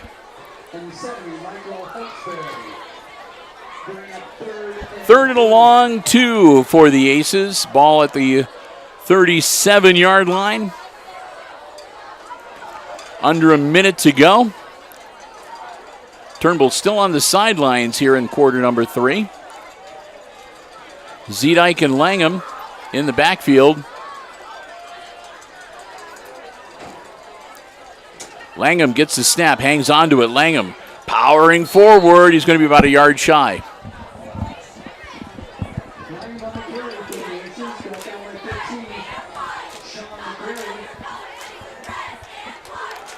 Langham comes up a yard short. It'll be 4th and 1 at the Aces 38.5 yard line. You got to go. I think so. You're up by 10. I mean, you just have to hand it off and fall forward, right? Push forward.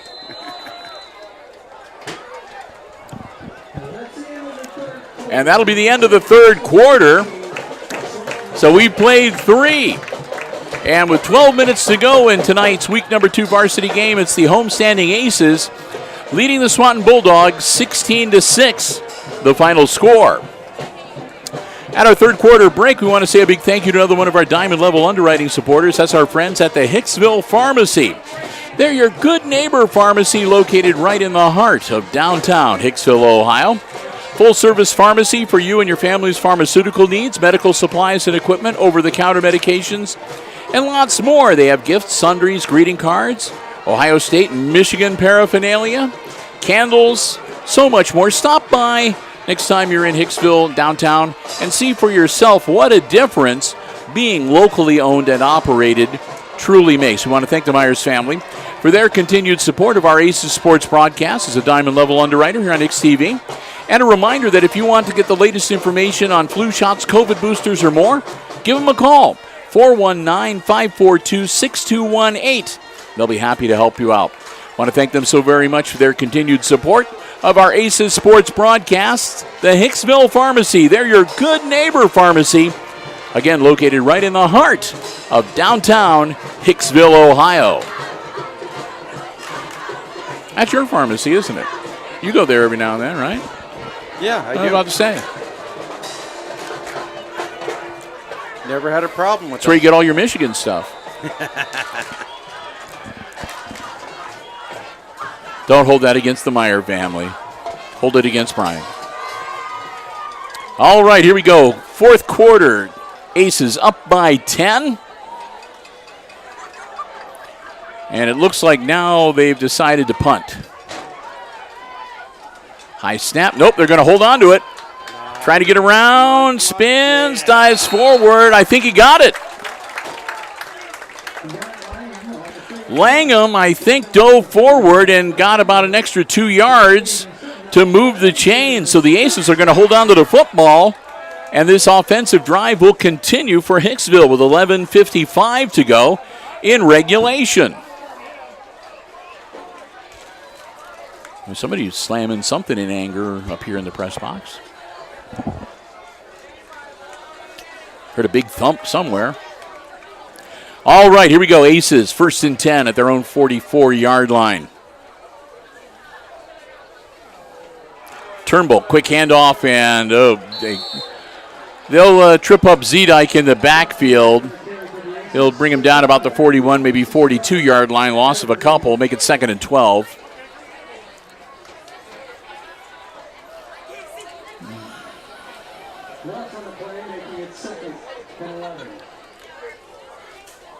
Well, they're going to say 2nd and 11, but it looks like 12 to me.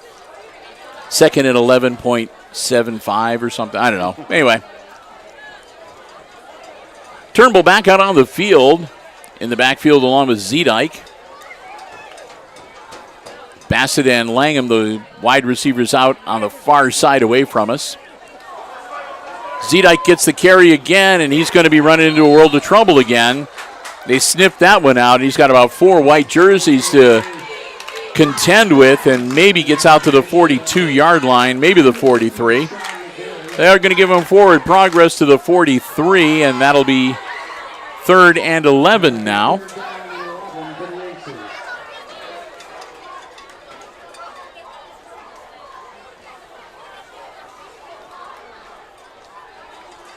Again, Bassett and Langham will go out wide on the far side.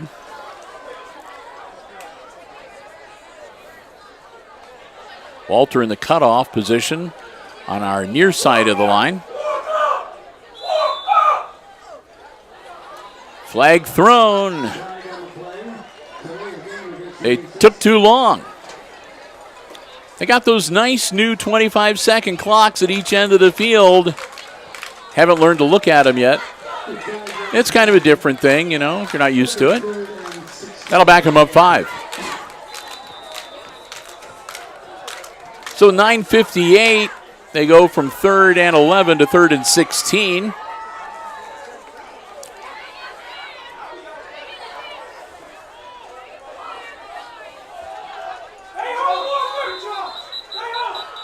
And it looks like a false start, yep. I was pretty sure that Walter started moving a little before the ball snapped. After everyone was set. That'll be 5 more. The Aces are really moving in the wrong direction now. It'll be 3rd and 21. Back in the 40. Let's see, that's at the 33-yard line now, I think, 32.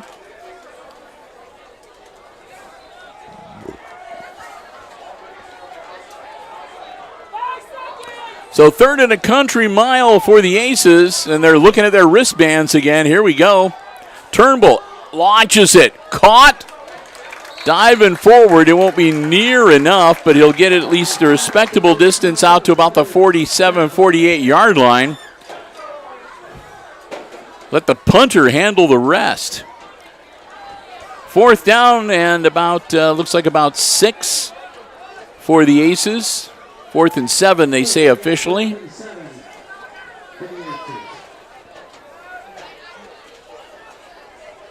Langham will drop back to handle the punting chores. Swanton down by 10, looking to get the football back here in the 4th quarter.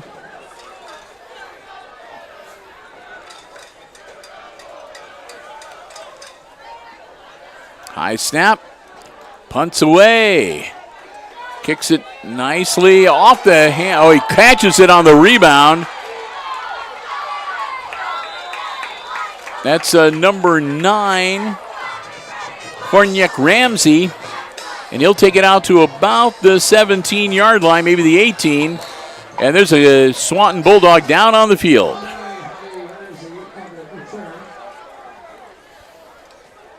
Looks like he might be cramping up. A couple of the Aces were grabbing his legs and like doing the wishbone thing to stretch out those hamstrings. Yeah, if they'd have pulled him in 2 to take, you know, which one got a wish, that would have been something. But no, they were just trying to be helpful.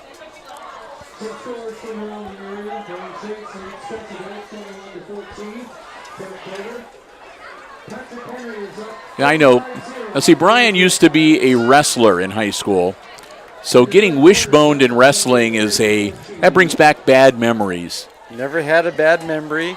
Had always good ones. All right. But yeah, when he said that, I'm like, I couldn't. Sometimes things get pulled that shouldn't get pulled. Let's just put it that way. All right, here we go. 8:15 to go in the game. 10-point lead for the Aces and the Swanton Bulldogs with the football back, 1st and 10. From their own 18-yard line, here we go. Their quarterback, number 11, Lucas Wilson.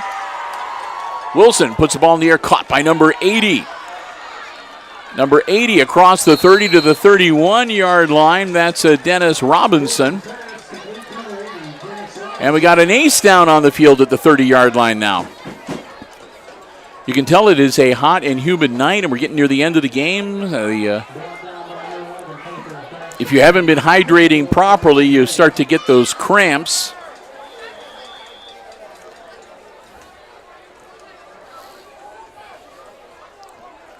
And I can tell you, Brian can too. You get one of those good cramps in your calf or whatever, that's not fun. Not fun at all. So they're working on pushing those feet up and stretching those Achilles tendons a little bit, and knee tendons. Get it eased up enough to get them off the field. And they can hit the H2O. And they get off to the sideline. That quality H2O. 8:08 to go. Next week, the Aces are on the road again, week number 3, the last of the non-conference games for the 2024 season. Will be at Eden. Aces will be on the road to visit the Bombers. We're hoping to be there as well.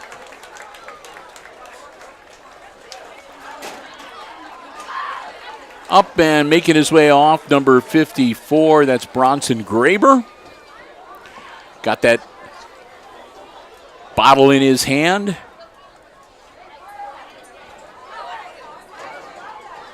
Ready to start putting away some of the liquid when he gets to the sideline. 1st and 10, Swanton from their own 31-yard line. Here we go. They start the clock up again. Quarterback keeper, ooh, he runs right into a swarm of red jerseys. Might have got back to the 30-yard line. Looks like it's going to be a loss of 1. And that'll be a 2nd and 11 for Swanton.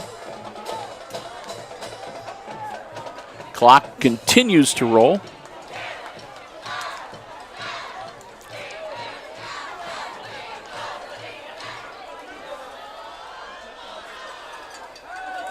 Dropping back, Wilson. Still hanging on to the ball. Wilson throws it away. And incomplete. Intended receiver number 12, Marquise Zalecki. Zalecki couldn't get his hands on it, and then he's kind of lucky because he was surrounded by like 3 or 4 red jerseys, and it went between them all and hits the turf to bring up 3rd and 11. Good defense from the Aces. Even if he'd caught that ball, he would not have gone very far. Although he would have at least moved the chains. He was in first down position. One more time, here we go. Wilson in the backfield gets the snap, drops back. Wilson airing it out again. Picked off. Parker Bassett across the 40, across the 30, the 20, the 10. Still on his feet. Oh, they got him at about the 5-yard line. Bassett with the INT and the long return to set up 1st and goal for the Aces. Swanton player down on the field at about the 15, 16-yard line. Injury timeout on the field, but the Aces with the interception will regain possession. It'll be 1st and goal, Hicksville. Looks like to be about the 5 or 6-yard line. We'll see where they mark it officially on the far side. But first, we got to tend to the injured player down on the field.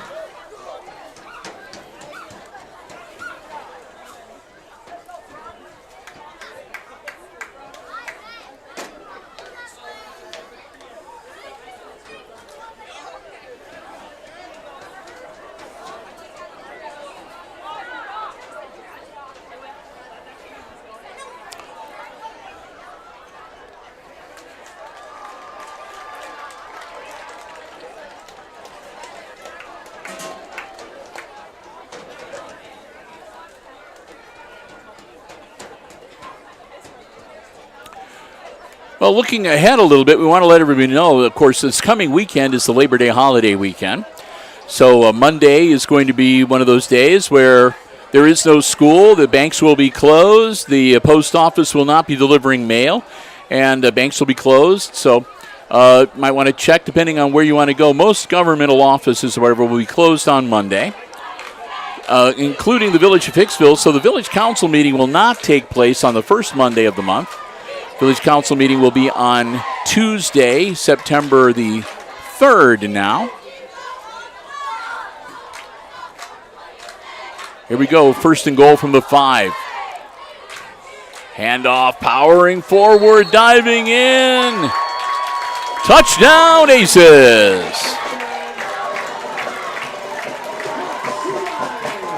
Zedike takes it in from 5 yards out for the TD to make it 22-6, and hopefully put the last nail in the coffin for the Swanton Bulldogs here at Aces Field tonight. Get ready for the extra point attempt.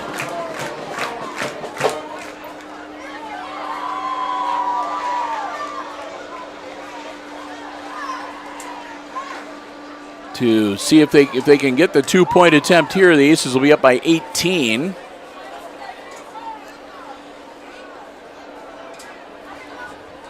Which would be 3 scores. Langham powering forward. Is he still on his feet? I think he's going to be held up short. Nope, no good.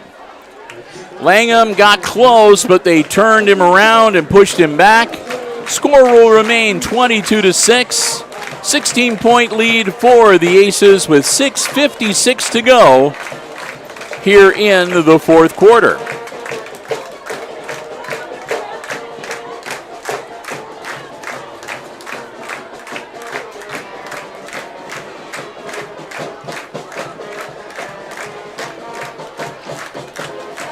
So yeah, coming up on the 3rd of September on that Tuesday, actually going here on HIX-TV.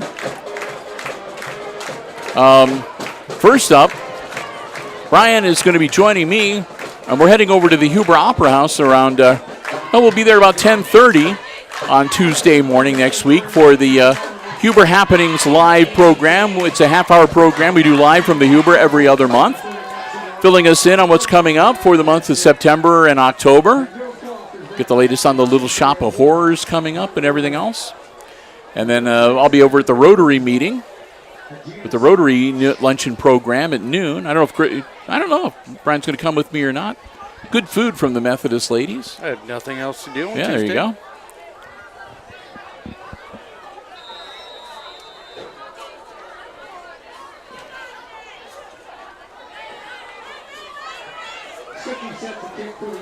And then, of course, Village Council meeting, instead of being on Monday as normal at 6 p.m., will be on Tuesday at 6 p.m. We'll have that live for you on Mediacom Channel 12.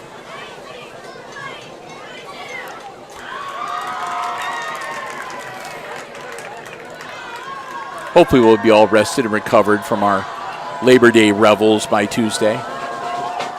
Kick is up, low liner. It's going to squib down and out of bounds.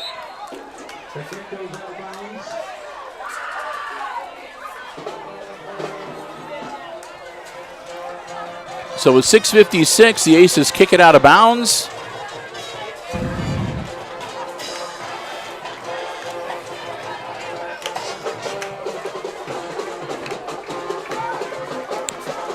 We'll wait for the official marking of the ball.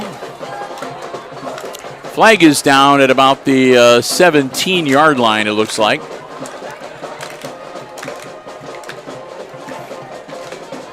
So it looks like they're going to place the football on the 30.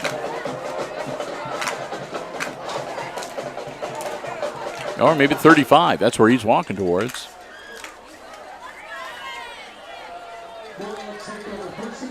I get kind of confused with the rules. They've changed everything this year for the NFL, college, football. Yards. So, yeah. Okay. So there we go.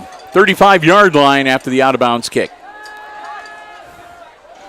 Caught and tackled at about the 38, 39-yard line. Selecki made the catch. After the throw by Wilson. 39-yard line, it'll be second and about 6. Clock rolling. 6:30 and counting.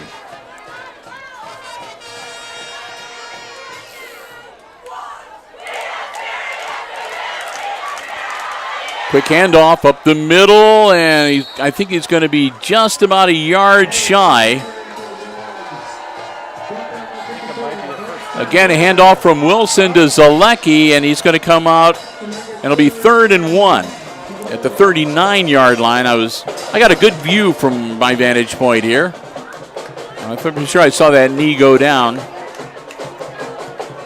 with the football right at about the 39-yard line. Here we go, 3rd and 1. And a stoppage of play.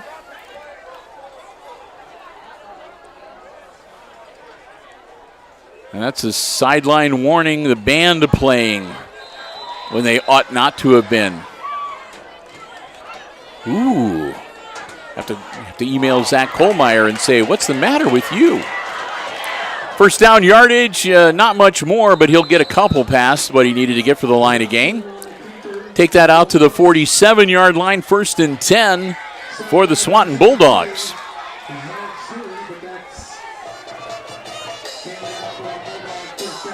Of course, the Aces leading 22-6. If Swanton wants to run it up the field and burn off 5 or 6 minutes to get into the end zone, Hicksville fine with that. Quick handoff. Oh, nice seam. Loosen into the free field and out to close to the 40-yard line. That was number 6, Drake Harris, getting the handoff from quarterback Lucas Wilson. He found a nice seam and out to about the 39-yard line to move the chains. Lateral out and dropped. Incomplete. That'll bring up 2nd and 10. Clock will stop with 5:18 to go.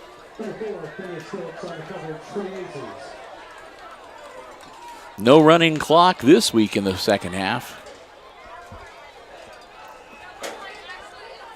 Aces fans are going, yeah, that's the way it ought to be. Play it out. Or get a running clock when the other team is down by. And the Aces can skate. But here we go. Wilson. Picked off again. Coming back the other way. Ooh, what a hit.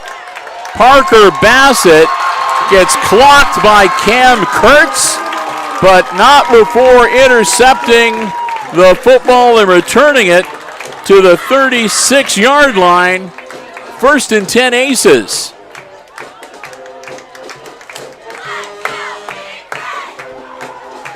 That woke the crowd up. Student section's having a good time tonight. They're going to put the nose of the football on the 37-yard line. 1st and 10 Hicksville, 5:08 to go. As the Aces have been capitalizing on the turnovers here tonight. Turnbull checks the wristband. Okay, this might be something interesting. Man in motion. Direct snap to Zedike. He's right up the middle. Cross. Blows by the first 2 lines of defenders and gets into the, well, you can't say the secondary, the tertiary. Anyway, he got past the 50-yard line before they brought him down. Nose of the football now on the Swanton 48-yard line. 5 minutes to go and the clock rolling. Let's keep it rolling.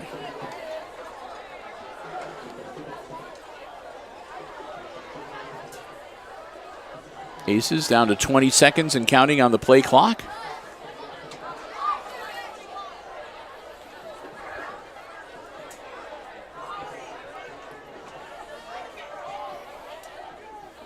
Turnbull. Here we go. Snap, and again a handoff. Zedike. Zedike around the corner. Zedike across the 45 down to about the 43 before he's knocked out of bounds. Cross having a good game tonight. Racking up some positive yardage. Bassett with a couple of interceptions tonight too, so they'll be happy looking at those stat books next week. Flag on the 50-yard line though, and the Aces are backing up. We'll wait and see what the official ruling is.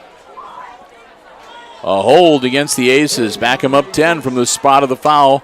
Moves the football back to the 42-yard line where it will be 1st and about 20, 21, yeah.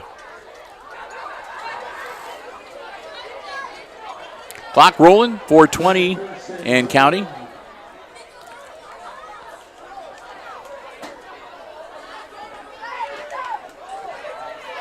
Turnbull.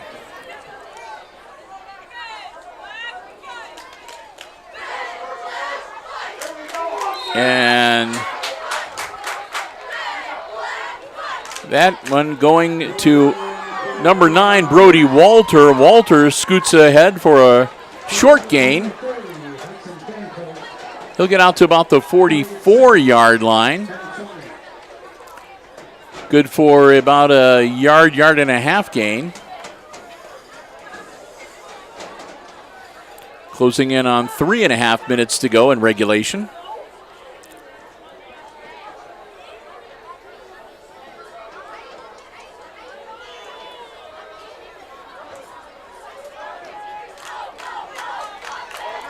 Direct snap to Zedike, and Zedike out to near midfield. That'll bring up third and about 12. Cross Zedike. We get him 12 yards away from moving the chains, but most importantly, the Aces keeping it on the ground, and they're keeping that clock rolling, and every second they burn is one less second that Swanton's going to have to try to get back into this football game. Third and 11. No, third and 12.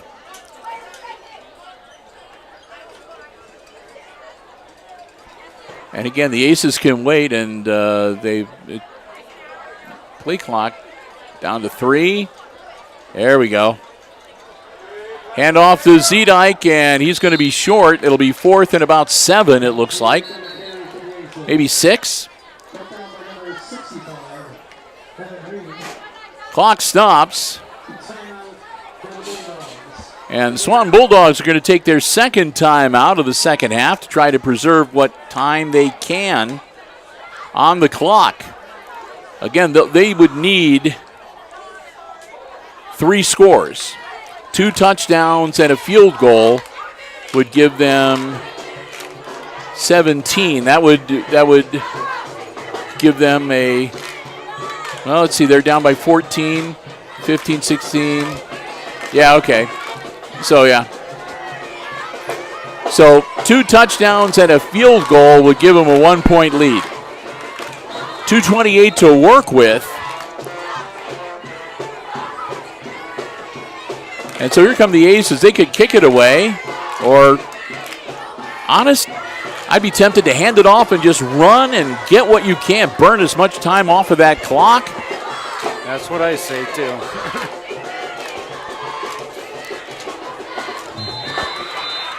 Heck, even if you took it into one of those things where, you run 30 yards laterally before you go 2 yards up the field, just burn that time.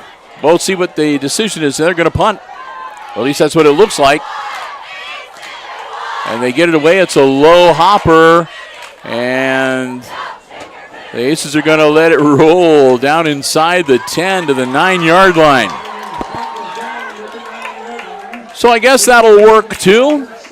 Clock stops 2:18.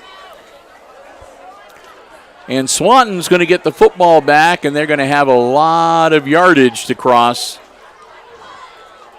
and not a lot of time to do it. I mean, they're going to have to score early and often to get back into this game. Only 1 timeout left as well.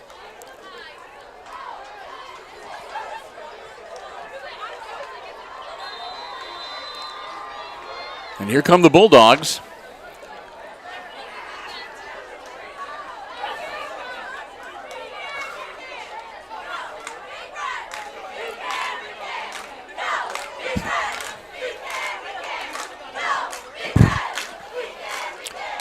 Quick hitter, and that's behind both of his intended receivers. First in line was Marquise Alecki. It was behind him, and then the backup looked to be number 80, Dennis Robinson, and Robinson had to pull up short and try to lean backwards, and he couldn't get it either. Only takes a couple seconds off the clock with the incompletion, 2:15 to go. 2nd and 10 for the Bulldogs. That one's caught. Zalecki across the 20 and brought down about the 25, 26-yard line. Marquise Zalecki out to the 26-yard line. They'll stop the clock long enough to reset the chains, start it up again, 2 minutes and counting. Wilson, again, caught. That's number 5, Caden Bryan. And Bryan, he'll get first down yardage, but they'll take him down somewhere between the 47 and the 50-yard line. And it looks like they're going to mark him right at the 50, the midfield stripe. He did go out of bounds, I think. Either way, they're going to clock. Okay, they stopped the clock long enough to move the chains, and then they restart it again. Wilson dropping back. Wilson looking downfield, airs it out. That'll be incomplete. Hurry up offense, and the incompletion will stop the clock and let everybody kind of catch their breath a little bit with 1:34 to go in regulation. And the Aces will take a timeout. Not sure why, but one timeout left for Hicksville. I guess they just want to make sure they know what to do in certain eventualities. I guess maybe, if they hit a big strike, if they go into the end zone, and if they score, here's what I want you guys to do.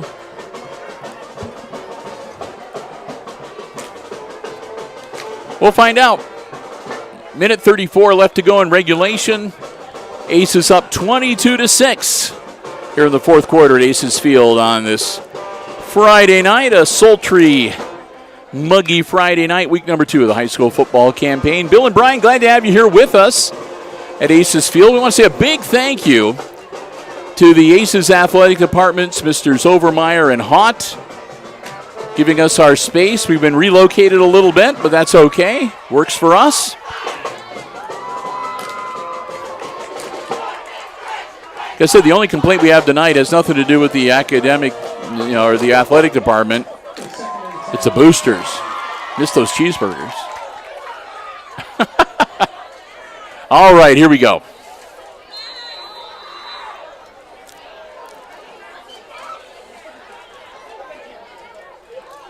Wilson on the air, picked off. That should do it.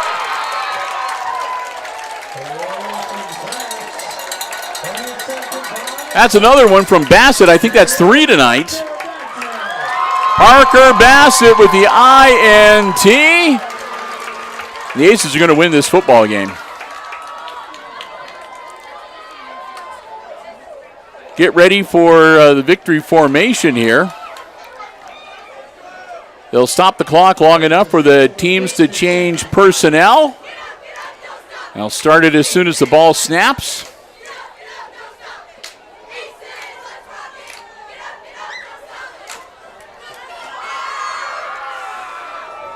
Aces have 4 downs, 25 seconds each time.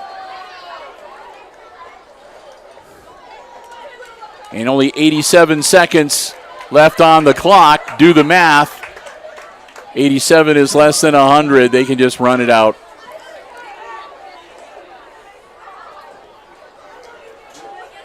Program by chance. Curious on the records if there's anything for interceptions. Yeah, I don't know either. We've got the statistician in here checking to see if there's a record for interceptions. Because I had Parker for 3 or 4? 4? Here we go. Victory formation once again, down to 5. Snapping down. Most interceptions in a game. Parker Bassett just set a record. All right. Bring it back when you're done, but go ahead, Josh. Parker Bassett, just setting an Aces record tonight with 4 interceptions in a single game. So we got to watch a little bit of history this evening. My thanks to Josh Freese, too, the football statistician, coming in and letting us know about that. That's pretty cool. Listen to the crowd go wild. Thank you, Josh.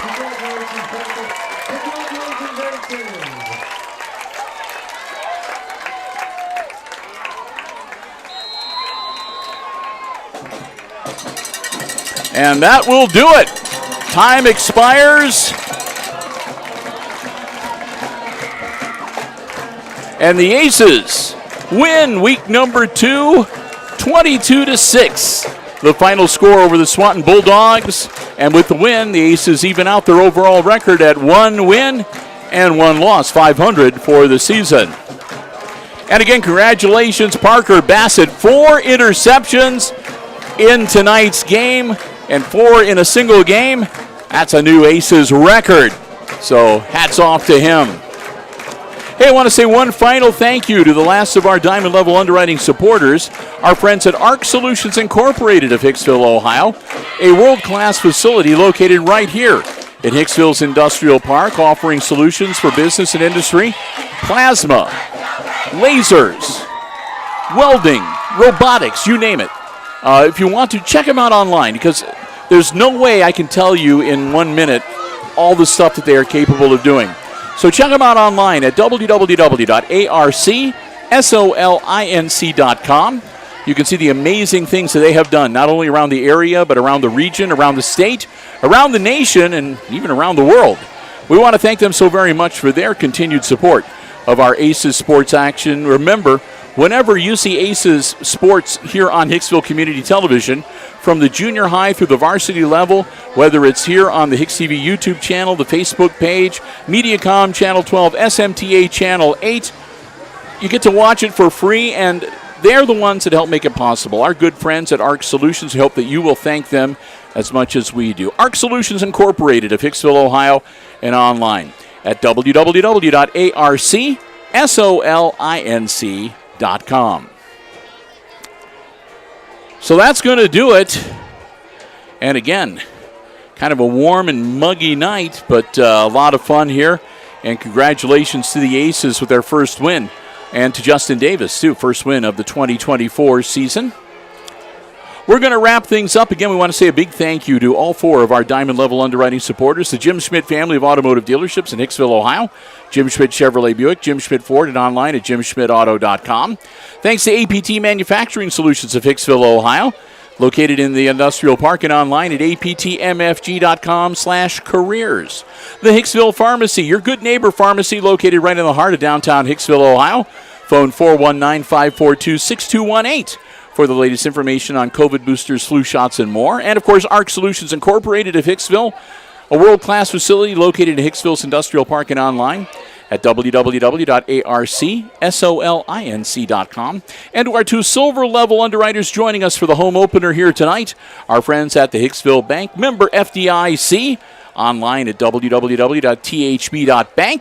And, of course, Bruce Guilford Real Estate and Auctioneering Associates, also located in downtown Hicksville, and online at guilford-realestate.com. Well, that's going to do it for us this evening. And again, we will be back with you 1 week from today on the road at Eden, Ohio, home of the Bombers, for week number 3 action to wrap up the non-conference part of the slate. And aside from that, we want to wish each and every one of you a terrific and safe Labor Day holiday weekend, and enjoy the 4-day work week coming up next week. With that, we're going to wrap it up. Once again, final score here tonight, varsity football action. The Aces knock off the Swanton Bulldogs 22-6. And for Brian Williams, operating the iPad Pro camera here tonight, I'm Bill Murphy with Hicksville Community Television, wishing each and every one of you a very good night and good sports.